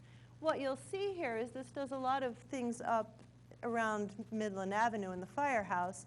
It has less impact downstream because there's a lot of water coming down, and the system isn't big enough to address it all. And here we go. I had made a comment early on in the presentation of if you have 100 pounds of weight to lose, and this is 4 pounds. And what this is showing us is that these projects are going to reduce how much water is coming downstream when it rains by about 3.8% by the time it gets to the township building. So it's a reduction. It's not enough to solve all the problems. It's a big problem. If we go to the next slide, so what the township is looking at is what other projects can happen and what kind of benefit would they provide. And so these are some of the projects that have been looked at throughout the township, a lot of them focusing on parking lots because they're good places to hold water, and what kind of benefit and what's the cost, because like anything else, the cost benefit is very important. And then I think this is the part, Commissioner, where we really need, and you wanted to encourage input from the residents of you know, what do they see? Because we're modeling it and we have information, but we don't have all, if there's things happening you're seeing at certain locations, that This is part of the cooperation with the Stormwater. That Meliora needs, as they call it, people call it granular data. And what that requires is for you to report, and we'll give you I'll send you an email address, that when water is happening, water events, don't endanger your lives, but go out and measure. So it doesn't help. It's okay to say, I had a lot of water, but what does that really mean? But you would say, up to here, this is 18 inches, so it's a yardstick or whatever. pictures are great. Pictures are great. Fabulous. You can get a film of how the water is running, which way it's going. This is all the kind of really helpful granular data that Meliora needs to design a system that have the greatest impact in controlling stormwater. And so when I say we all have to be able to help, this is part of it. I hope they'll do it, but I'm not sure you will because you're here. But Stormwater@radnor.org. That's the email. Stormwater@radnor.org. And you're very fortunate to have a commissioner who wants to take the bull by the horns and really do something here. So it's top down. She's very forward on getting this done. So this is huge if you can do this, because there's times when these folks design, and I'll say to Mark, no, I was out there. There was 2 feet of water there. And he'll be like, well, the model's not showing that. And then he can adjust his model. He'll know the date of the storm. He'll go back to the Villanova rain gauge, and bingo, we'll say, okay. And he'll adjust his, we did it in North Wayne pretty frequently. So those videos, those pictures, stormwater@radnor.org, send it there. They're going to all end up with Meliora. We can extrapolate data from there. So if I see your mailbox and it's halfway up your mailbox, we know how high that is, right? Or if you say it was the 3rd step of my house, here's the picture. Those are things we can do. Commissioner Agnew and Township Manager Bill White told me go out and get rain gauges, good ones. We're going to put them in places like this so we can get even better data, right? So I'm working on getting them, and we'll talk to you folks about that. But your commissioner is working very hard to try to help this situation. You know, when I used to come to the township, they were like, good morning, Commissioner, now they're like, hello, Commissioner. So I just want you to know, it's a lot of work, and they're doing a lot of work, but we're really trying. Can I ask, does anybody kept the history, because Stevie and Mr. Gallagher were in my backyard when we had also in the shed. Now, is that in the database? Or I don't know. Like we're starting all over I hope again? we're not starting new, I don't know, Mr. Mercedes. I'm sorry, I apologize. We have a lot of photos that Steve has provided. I mean, you have provided Yeah, us. Yeah. you'll see my truck out there on a lot of nights or days. I get photos, I take measurements, or I do extrapolate, I'll be like, and that's what I'll tell these folks. But there's another step that we're going to do, and that's with you folks, and that's what the commissioner was talking about. So I go out in rainstorms, and I tell the manager this, my boss all the time, I'm like, I have like 5 places to go, and it never fails. I'm in one when it's pouring, and then when I go to the other one, it stops, and I see nothing. So I think Mr. New was asking, I know Mr. New was asking, if the things that he's reported in the past several years, many years, is that data still with you? we have that, but what I would ask you, what you see now, so let's collect from this point forward. I still have some of your stuff at one to Bob Zinkowski. I'd prefer if you could just shoot a picture now. When I pointed to that line on my shed, you personally said, I would have believed it, but Yes. it was the day before. I remember being in your backyard. It was still wet, so And- there was no denying it. Yeah, Like and 40 feet. I've told Yeah. them that. They know that, yes. So I'm fully aware of that. I'm still shocked by that, to see that water line on your garage. You know, a day or two after that, you sent the guy from Gannett Flapping, and I showed him why the water wasn't flowing down the, you know, the culvert that goes, has two right-hand bends in it. It's a great design on Pembroke Avenue. It's only about 180 feet long, and it has two 90-degree bends, and it's blocked. When are you going to inspect it or try to clean it? That's the drain from Midland Avenue. Well, That's the drain. great minds must think alike, because my manager just told me, so we did walk that culvert, and that's a pretty scary proposition, the gentleman who did that, to walk that thing by himself. Steve Amaranth. So he just told me, he's like, get it televised. We are gonna do it again, and that might be able to help determine what's going. We know from the last time, it's not in the greatest of shape. There's pipes that go through it, there's people's sewer pipes, there's water pipes, there's pipes we don't know what they are that go through it, there's loose bricks, there's solid bricks. Under St. Catherine's is great, it's like solid concrete, but that's all different. Yes, ma'am? We all agree that the issue in front of the firehouse is a public safety issue, but what are we gonna do out front here in front of the police station where the bridge is significantly undersized and it turns at a 90-degree angle and can't handle the water? Are there any plans for downstream? Okay.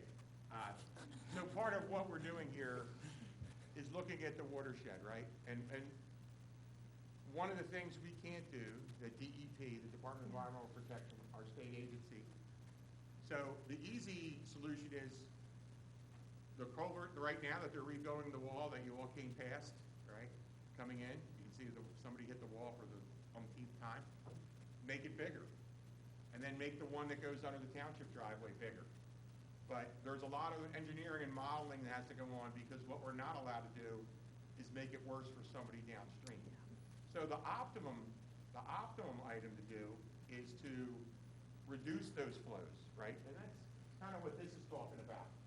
But you can see there's 6 projects here at $2 million, and it's only a 1.7% volume reduction at that exact culvert that you're talking about, right? So there's 6 Yeah. projects, and that's what, less than 2 pounds of weight for that 100-pound person. Is that for sure? Right. So the, Police can't get out of the building, and the people in the apartment buildings are having a heart attack trying to stand it. so we do have that, we have like a little emergency access. We Yeah. have video, we have emails, that's. And it's nasty. I mean, I've been here, and we do have video. We have water rescues that occurred there. So when we look at the watershed, right, and I think Michelle and Margaret said, there are a lot of problems. And we have to look at a lot of different things. Tonight, we're really focusing on South Wayne Middle School and down, but that doesn't mean the rest of the watershed we're going to neglect. Like I say, the easy thing is just let's make these culverts bigger, and we rock and roll, but we don't know what's going to happen down below. But it's going to be looked at, and you'll see as this gets done, there are other steps that have to be taken with help from the residents, Commissioner Agnew and her colleagues, and Township Manager Bill White. Theoretically, create a culvert that comes out through the baseball field pit to hold the water like you did middle school. Put- If we're holding it at the middle school and then slowly leaking it out, couldn't we connect the pipe system to all of these fields here, so that's the same thing? And then it's not forcing the problem on someone else? Because I feel like the people that live here by the police station, we're getting only a 6% reduction, and it's not really solving our problem. You want to take that, Steve, or maybe I mean, we could, yes. Michelle? Yes, absolutely. As Steve pointed out, though, it's a very big problem, and only so many projects can be done at once with so much money. And starting uphill is the place to start because you reduce how big the problem is downhill. So it's best to start at the top and have less that you have to do as you get towards the bottom. But it's a process, and these are early projects that the township's implemented that will help with a lot. It's a long-term program that's going to be needed to address all of these programs. It took 100+ years to get here. So. And some details about the area that you would want to store the water in are important too. And Floodplain. Laura basically pointed out to me that those fields are higher than the stream, and so it makes the logistics of holding the water in those fields as part of the stormwater system more logistically difficult, because you do need to you need to be getting the water in from a higher location, holding onto it, and have the positive flow out back to the stream. So sometimes the closer you get to the stream, the harder it is to manage that stormwater in that particular area. Yeah. That's why a lot of times we're trying to hold on to it upstream where you're not directly on top of the actual issue, because logistically you don't have the gravity and the flow necessary to store that water before it makes its way back into the stream. Once it's in the stream, it's very hard to then take it out of the stream, manage it, and then put it back in, just because of elevation issues. So the best chance for this area is to work as much upstream and keep that water from making it in at a high rate. And so that's where we are conflicted, because logically you would think, yes, make the culverts bigger, make everything get into the storm system faster, water will disappear. But in general, the quicker it gets into that storm system, the bigger the problem becomes. And so then you hit the small backup, whether it's an undersized culvert that goes under a road, or trash and debris builds up somewhere, and your problem is much worse because you got the water there faster. In order to make those infrastructure improvements to inlets, storm pipes, culverts, you have to first take a lot of that water out of the system so that you can make some improvements that, to put in pipes that are a good size that don't clog, or to put in bigger inlets to catch water more efficiently. But if you just force the water into the system faster, it overwhelms the system quicker and causes more flooding. Like, one of the benefits, I don't want to call it a benefit, but one of the advantages to the smaller, older system is it does slow water getting down into the creek itself, which limits the amount of overwhelming flows that make it to the creek, causing flooding. So in a way, if you distribute water throughout the entire watershed and slow it down as much as you can, you're going to see less flooding. You might have water running across the street. You may have it impacting your home. But if we can incrementally hold on to water in purposeful places, you're going to see it flooding in damaging situations less. We're never going to be able to make, the creek not have water or the culvert not flow pretty full, because you're talking about a natural system that's been kind of engineered over the past 100+ years. But the goal would be to make incremental changes that allow water to safely flow through the system, rather than overwhelm the system or force it into places where it shouldn't belong, if that makes sense. Okay. Sure. So we did dredge our stream, so is there any kind of funding or plan in place to continually dredge the stream that's in front of the township buildings? That really did help. They took out about 3 to 5 inches. So there's all that debris that So a couple things. A little side story. After World War I, DuPont had a lot of dynamite to sell. So we have an ad. There's a famous ad that DuPont had called "Dynamite Straightens Streams," and they sold all their surplus dynamite to towns and cities to blow up and widen and deepen the streams, so things flow away faster. And that's part of what gets to the problem. Technically, you cannot just deepen or widen that stream without a permit from DEP, because you have to prove that you're not making the flow downstream faster. And often when you do dredge or take material out, if you're taking material out and you're not planning for how that water's going to move, you could send it downstream faster. And one, it's a problem for the people downstream, and two, it's not legal. You need a permit from DEP. You're not allowed to make the water go faster. So it's not as simple as just dredging streams. I don't know who did it, or yeah, it happens all the time. Yeah, sometimes it's not part that of it maintenance. doesn't happen, but you're not allowed to dig out a stream without a permit. Yeah. I guess we can start cruising through some of these. Yeah. Did we want to? We haven't even one more question. Then there's more slides about specifics on projects. If anybody has the stamina.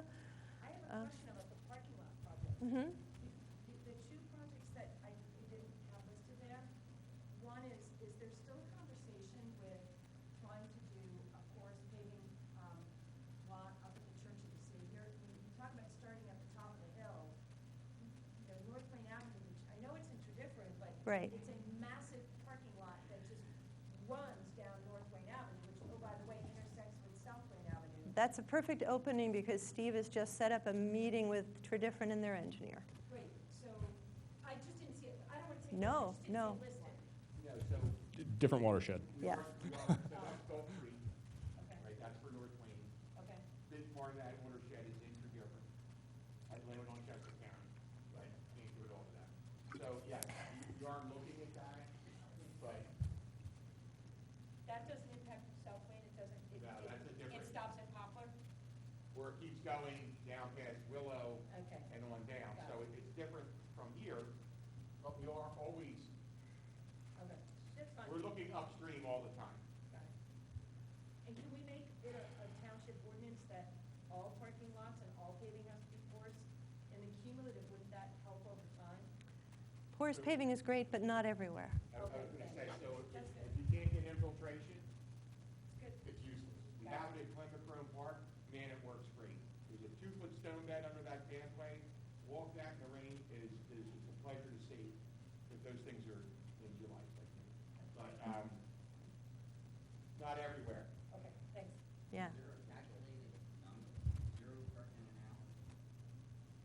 For pervious parking or for? There's a range of numbers, yeah. There's a whole range of numbers for different types of soils and surfaces, yes, and lots of university research at Villanova and NC State. It's a lot of master's degrees are being issued measuring different rates for all different kinds of systems. How about one more question and then, Move on. is that okay?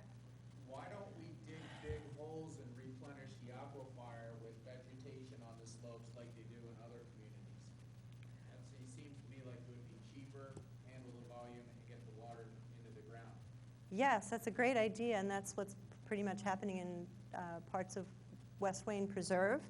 Here we had an opportunity with the library parking lot, so the parking lot has to be there. So, but yes, absolutely, and where you can have vegetation and infiltrate and evaporate, all the better. Absolutely, yeah. So, should we keep moving? Do you want to Yeah. go? Yep. So these next couple slides are just examples of either opportunities or different types of stormwater practices that we just wanted to put in front of you. Obviously, the scale in a residential neighborhood is important for stormwater practices. So smaller practices that require less, obviously open land to take on. So we show rain gardens, tree trenches, and obviously inlets into those features. As far as tree trenches specifically, we've looked at this opportunity in North Wayne, and it's also something that can take place in your neck of the woods around Midland because it's a densely residential area with limited open spaces. So this is just a cross-section where you have an existing roadway on the right, sidewalk in the middle, and landscape plantings on the left, and it creates an opportunity for storage in an area that's underutilized for stormwater. Under your sidewalk. These are just some construction photos just to give you a little bit of a concept of what it's like. It's an open excavation, clean stone to create the void space is often used. You wrap it in geotextile to protect the void space. And in the end, it looks like the picture in the middle where it's a gentle swale with curb cuts off the street. You get some storage on the surface, good engineered soil at the top that allows water to percolate into the clean stone below, and then there's a connection to the normal storm sewer, so any larger storms or overflows can eventually make it to the storm sewer. It's great when it's flat, but not on a hill. So not everything works everywhere. Right, and so obviously you have to pick your practice based on certain site conditions. We did take a look at different areas where those opportunities could be installed, and this was just kind of a quick look to say, opportunities may be hard to come by in a residential neighborhood, but there are opportunities, and you can see the same kind of 2% reduction in overall stormwater management with an approach like this, and a lot of times costs are similar because it's the same volume you're paying for space, and for that kind of an improvement. Could you explain, Mark, the colors versus the photo areas? Good point. The lighter colored areas on top of the aerial are the drainage areas, the delineated drainage areas to storm inlets. So any area with a multicolored overlay eventually makes its way to a township storm sewer. If you see an area that does not have a colored overlay, it goes directly to the stream or to basically a channel. And so one of the ones that we did notice, obviously, is this area in the backyards between Midland and St. David's. The drainage is purposefully meant to go back into the opening of the culvert where it does daylight at the end of the street.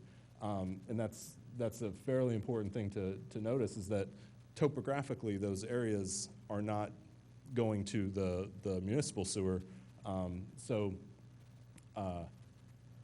A lot of the conditions in your own yards can impact what happens as far as surface flow and allowing water to get from one neighbor's backyard to the next. So it's just something to consider. Are you going to talk about which, okay, you are, what each number, Yes. So these are just little blow-ups of the actual conditions at some of those numbers. It's just a select few. Just to identify, in some instances you have a sidewalk that can be removed and replaced with subsurface storage in the form of a tree trench. And so they're long linear practices that go right at, essentially on your curb line, and they don't take up much space. They're subsurface, and sometimes you do have the surface swale aspect of them, but you don't have to. You can have a sidewalk on top, things like that. There are things that complicate your tree trenches, and those are utilities, such as power poles, mature trees that you're not going to want to cut down, obviously your own utilities, trying to get them to the street, that can cause a problem, so your water connection, your gas connection, your sanitary sewer connection. So all of these things have to be taken into account to find the optimal place to put your stormwater management. Thank you, good point. As far as our next steps, like the commissioner said, we need input from you folks, because we can look at things in a model and use 2-foot publicly available topographic data, but it doesn't tell us specifically where some of the problems are at specific intersections, at specific homes, from a surface water perspective, obviously. And so our goal is to have more meetings like this, to where they're more interactive, where it's more question and answer, looking at a map, pointing at certain inlets, pointing at certain pipes, and letting us know where some topographic issues are, where water comes off the street and it goes down your driveway when it should bypass and go to an inlet, things like that. And also just to give you notice about sending as much information as you can during storm events, because that definitely helps us. Sometimes there's a disconnect between the data that we get from a rain gauge at Villanova or a USGS gauge and what you folks experience here in the township. So any little bit helps. And also just to give you notice about the bid and the construction start on the South Wayne parking lot, because that is coming up. It's designed, it's permitted. Literally, we're just refreshing the communication with the utilities to make sure that they know we're coming to dig up the street. So, Commissioner, is there anything else that, Well, usually, during these sorts of things, we have a question and answer period. Have we exhausted that yet? I do have one question that's kind of bigger, comprehensive picture, and it feeds off of that last slide, Kathy, I promise. So, talk of the swales, talk of, our street is now probably 120, no, it's about 110 years old. And that it's been built up, and the curbs are no longer effective to direct the water. All of those conversations about stormwater are really relevant, but they're also relevant in the context of a separate conversation that we should not discuss tonight, which is the replacement of the sewer line on Midland Avenue, which is something that got talked about a couple of years ago. There are some engineered plans. Mr. Orsini did a great job a few years ago about that.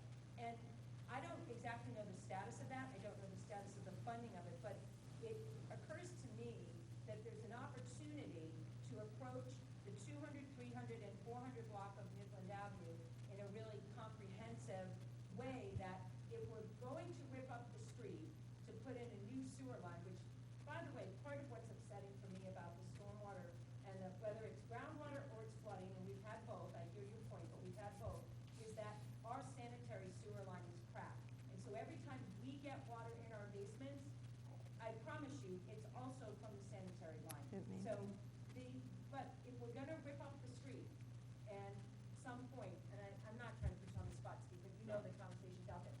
It seems to me that would be the time to take a really comprehensive look at, let's fix a 110-year-old street and put in the correct milling and put back in the curbing that directs the water to the storm outlets, and maybe even rip some of these storm outlets out that are probably 110 years old or 80 or 90 years old.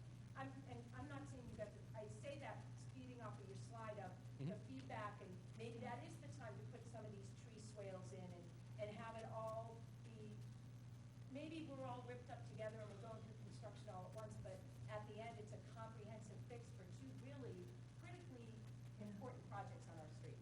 So I can speak to that, Commissioner. So we did, a couple of commissioners ago, we did, They call it couple flies down here. commissioners ago, we did do some design on a new sanitary sewer. This goes back to a very high-level study that was done by Chagrin Valley engineers maybe 11 years ago. And one of the things they noted was that folks, sanitary sewer was backing up in their homes. And this is as Michelle, so remember she said we like acronyms. So we call it I&I, inflow and infiltration. That's when stormwater runoff gets in the sanitary sewer system, either through cracks in the pipe or through open vent stacks or whatever. Yeah. When this occurs on Midland, you're going to see there's a manhole near the corner there that actually levitates, right? I think everybody's seen that. That is the classic picture of what happens, right? And they said, hey, if you fix the leaky pipes, replace those leaky pipes, we can stop that. That's not a wrong answer, but it's a little simplistic because just like with stormwater, with sanitary sewer, we look at things on drainage sheds, what comes to where. So it may be more than just fixing those pipes. There's other options, but we have always said, and I believe you're spot on, so there's a next step for the board, the manager, Meliora, and staff. And when we start to look at things, like, we would look at that, right? You're gonna hate us, you're gonna hate me I'm not for gonna like get you to 9 fix months. that, Steve. You would hate me, I can't believe this guy's doing this to my house, Amazon can't make it. So, one of the things we'll do, as they start coming up with a project list as we move forward, one of them is infrastructure. And Michelle had said, sometimes you don't want to make those pipes bigger, but that doesn't mean we don't want to put new inlets in that can capture more runoff. And even if they're slightly larger, same size pipes, they're in a good configuration, they're not leaking, they flow properly. So we've always thought, if there was an infrastructure project on Midland or that area or some other road with a 100-year-old sewer, we would do both.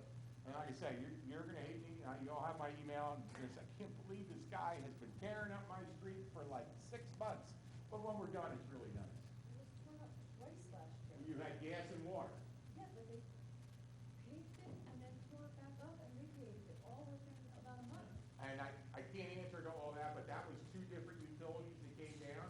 I was hoping that we would actually have been sometime before that, but obviously no. But, and I'm gonna zip ahead to, so that was, they weren't township projects. No, I'm just so you just know. saying, what a waste. So, one of the outcomes of this, is Commissioner Agnew and the manager had said, is to get feedback from you folks. Everything that Meliora has shown you tonight has been high level, right?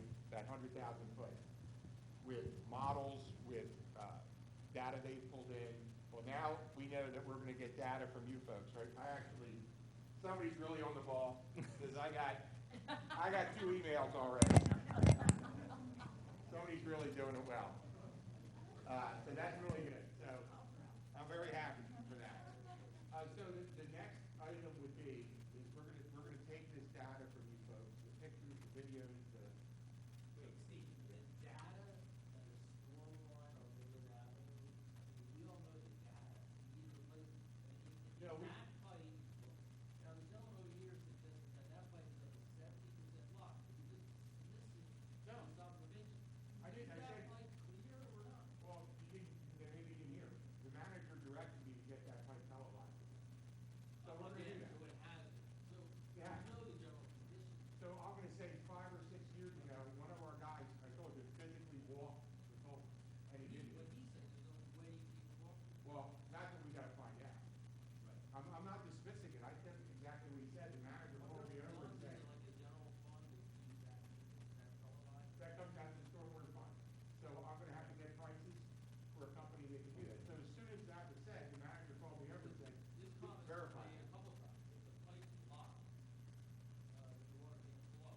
Absolutely. Feed it upstream, but if it's not flowing through an established pipe that's blocked, Yeah, you're not telling us anything we don't know. it's not blocked, it's water comes out.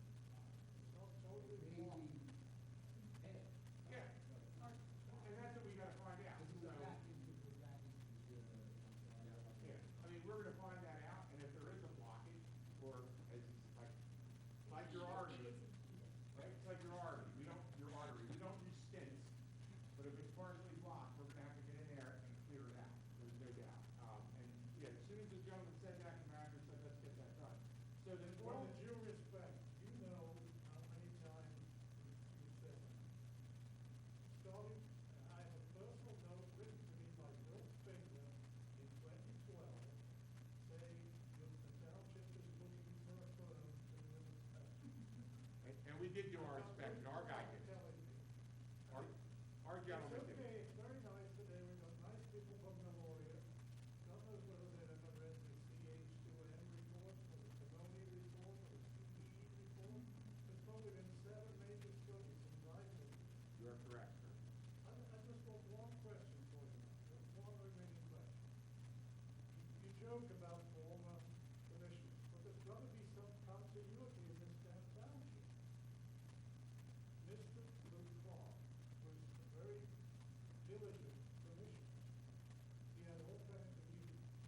He had an email almost weekly to the third ward. And I quote from December 2017, December, he wrote, he was advising the third ward constituents, the good news that the bypass culvert along Middle Avenue has been approved by the township, it's in the budget for 2018. What happened? So, I can tell you this, what was called the bypass was a very high-level idea of putting a really big pipe in the ground, getting as much water as we can get into it, and conveying it down. It was high-level in that it was never engineered, because we could put a pipe in the ground, and it could be a pretty big one, or a series of big ones, and we can get stormwater into it, but where does it go? It was very high level, was not an engineered plan. I don't, and I'm gonna take what you say, if that's what you say, that's what it is. But the project was never awarded for design, nor for, for construction. I don't know why, I don't have that answer for you. I don't know if that would solve your problems. But I know it would help because the other old culvert is collapsed. But just remember, we Meliora said it, as have I, you gotta remember, where we send this water to can't make it worse for somebody else. That was never figured out. Yes,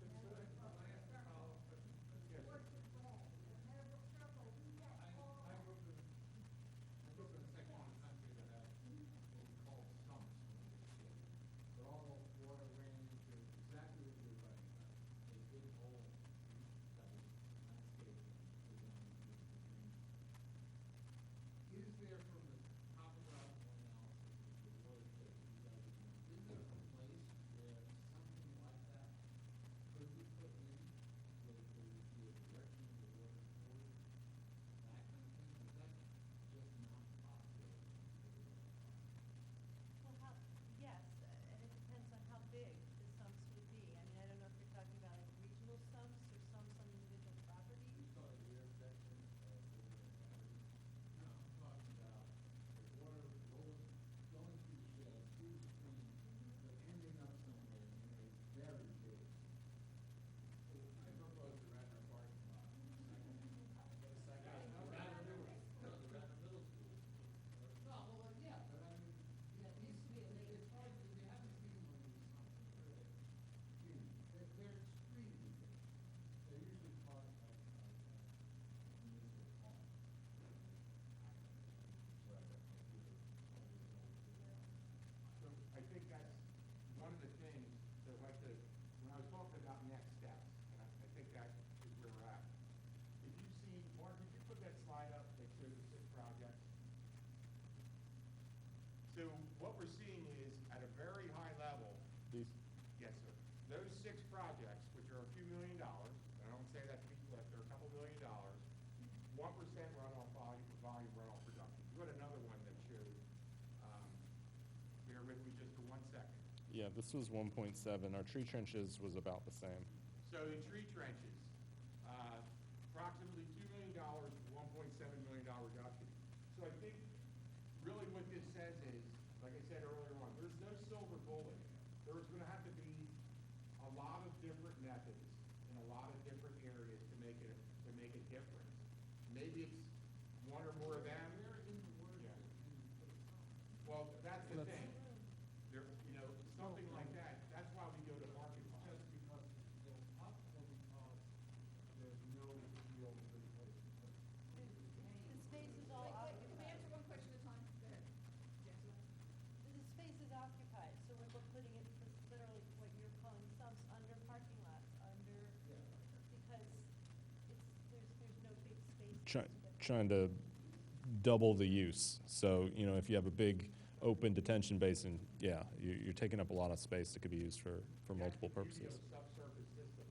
Whether it be a playing field or a parking lot or something else, it still has another purpose in stormwater. But I think one of the morals of the story here is there's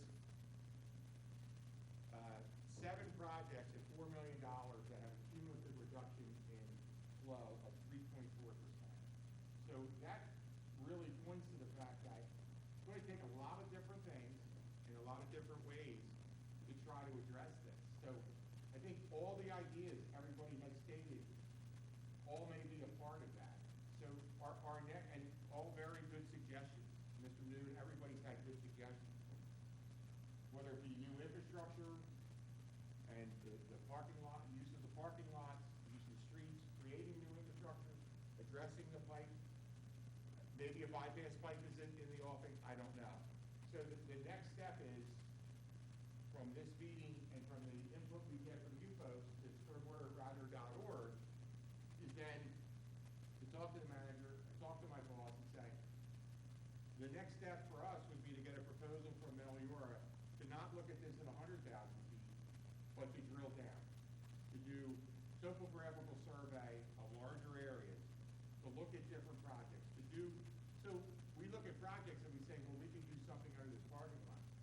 Unless we do infiltration testing, we don't know if we're just gonna do holding water and releasing it, or if we're gonna be able to recharge. So there's a lot of more drill down steps that have to be taken to really come up with a list. And as you can see, it's not easy. There's 7 things at $4 million that are 3.5 pounds for that 100-pound person. There's a lot of challenges.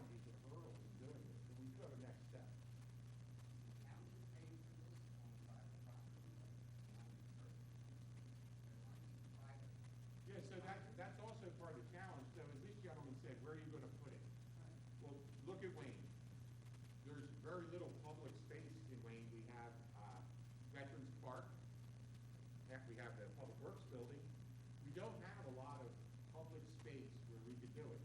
So, as Michelle mentioned, and in all the things we read and teach and hear about, you have to start to look for those. It's a partnership. You go to a landowner and say, hey, we'd like to do this to your parking lot. Well, how that all gets worked out, I don't know. But if you own an office building and I came to you and said, I want to tear up your parking lot and put a stormwater system under it to help these folks out, I don't think you would pay for that solely. No, but you'd say, you want to do it, you go pay for it. His or her benefit is they get a new parking lot. So if I put a rain garden in my property, I gotta pay for it. Well, see, we're drilling down and we haven't been there. Maybe when we look at things, maybe one of the projects is, and I'm just making this up, we put 50 rain gardens in. The township pays for it, but you maintain it. Maybe they go in the front. The tree trenches, those are something the township would put in. We got to watch, because we don't want to cut down an 80-year-old tree to put in a tree trench with a smaller tree, right? That's that drill down. That's us walking down the street and saying, well, I think we could do one here. I think we could do one here. Looking at the topographical survey. So I just want to understand, there's been a million great ideas here, and none of them are wrong. They're all very valid ideas. It's just how many can be implemented, what's the cost, are they feasible? And that's what we need to do. That's the next step we need to do. And Steve, maybe when stormwater rates do increase, maybe you can build a rain garden, your rate doesn't increase. And we've talked about that, reductions, credits. It didn't go very far. We did have a credit program for a while. Very few people used it, but Michelle, so I'll brag about these folks a little bit. The reason we contracted with Meliora's, of course, these really big studies, they have a very, very good, top-notch reputation. Also, in an environmentally sensitive way, right? So they take that into consideration in what they do. So it's not just old school, we're going to just tear things up and put a pipe in the ground. They look at a lot of different avenues, and a lot of the avenues have been mentioned tonight. So they do a good job for us, and that's one of the reasons they think outside the box, why we contracted with them, why this Board of Commissioners has given them these contracts. But all these things everybody's saying is great stuff. Our next step, I talk to my boss, say, hey, can I get a proposal from these guys? I sit down and create a scope of work for them. Eventually, that would be before the Board of Commissioners. That would be a next step to come up. And the fruition of that, the culmination of that is, here's projects that can be done. Here's what they cost. Here it is per cubic foot of water managed. And it's like a menu. And you see the percentage that it does. It's pretty tough. I mean, look, $2 million doesn't buy a lot. I've said in other meetings, I've sat here for years, but I do know, unfortunately, your hands are tied. And all of us, we've got a problem. We can't all be happy. Where's all this money? You're all totally built up. I know what it's like. I get rid of all the time.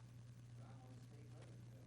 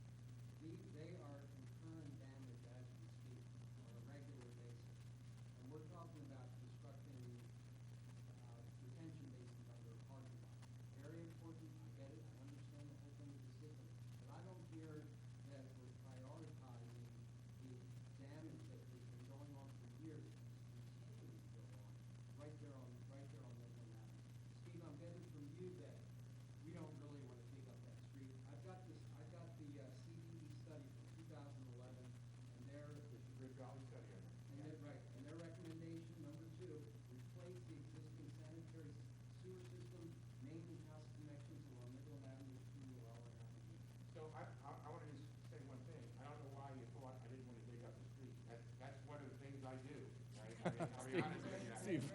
I go out and I tear up streets, and that's why my boss says, do this project, it's been awarded, and that's what I do. Fair enough. But what I said was, you need to study what needs to be done. So the sanitary sewer replacement, hopefully if that's done, that stops some of the sewage from coming back up, but it doesn't address the flooding, right? And really, well, that's what we're talking about here, is water on the streets, the levitating manhole, the water in the backyards. I'll never say that I know the problems you go through, because I can't. You live it every day. I don't. I've witnessed them, and I'm gonna give them that data. You're gonna give them data.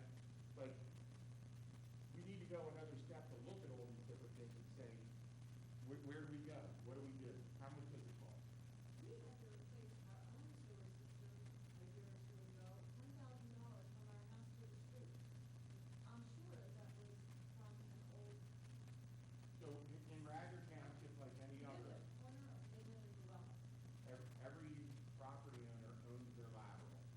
So whether you live on Yorkshire Road or Llewellyn, from your house, that service pipe, that lateral, to where it hits the main, whether that main is in the street, across the street, or in your front yard. The main pipe broken down, of course, the ones to the home are going to start getting. Well, I think the thought might be, if they're all 100 years old, your service in that pipe, none of them are in good shape. I think that's a better way to look at it. I know it's sort of had a stormwater question. I don't actually, Oh, yeah. and just a quick question, we just had a big, huge underbill taken down right behind our house, Llewellyn. Corner of Midland and Llewellyn. There was a huge opening right there. Put some street trenches in there. Something we'll look at. But I mean, it's all open, we're not telling them to dig it yet, but it obviously, something can be done there to help us with, So I don't doubt that. Again, good idea. I think though we should kind of address it on a bigger global look, like closer, if that makes sense.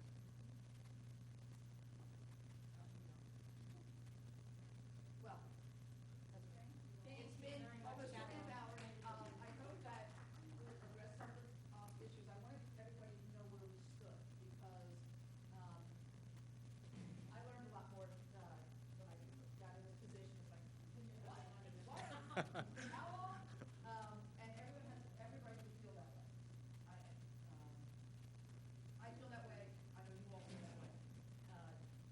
But please understand, we need your help, we need the information. I would have thought this has been done already. I understand why you would feel it's been done already, but it hasn't been, and that we just have to deal with where we are. And that's the situation. For it to go forward, we've got to push. So, thank you for coming. If you have any other questions? Who are you handing this off to when you leave?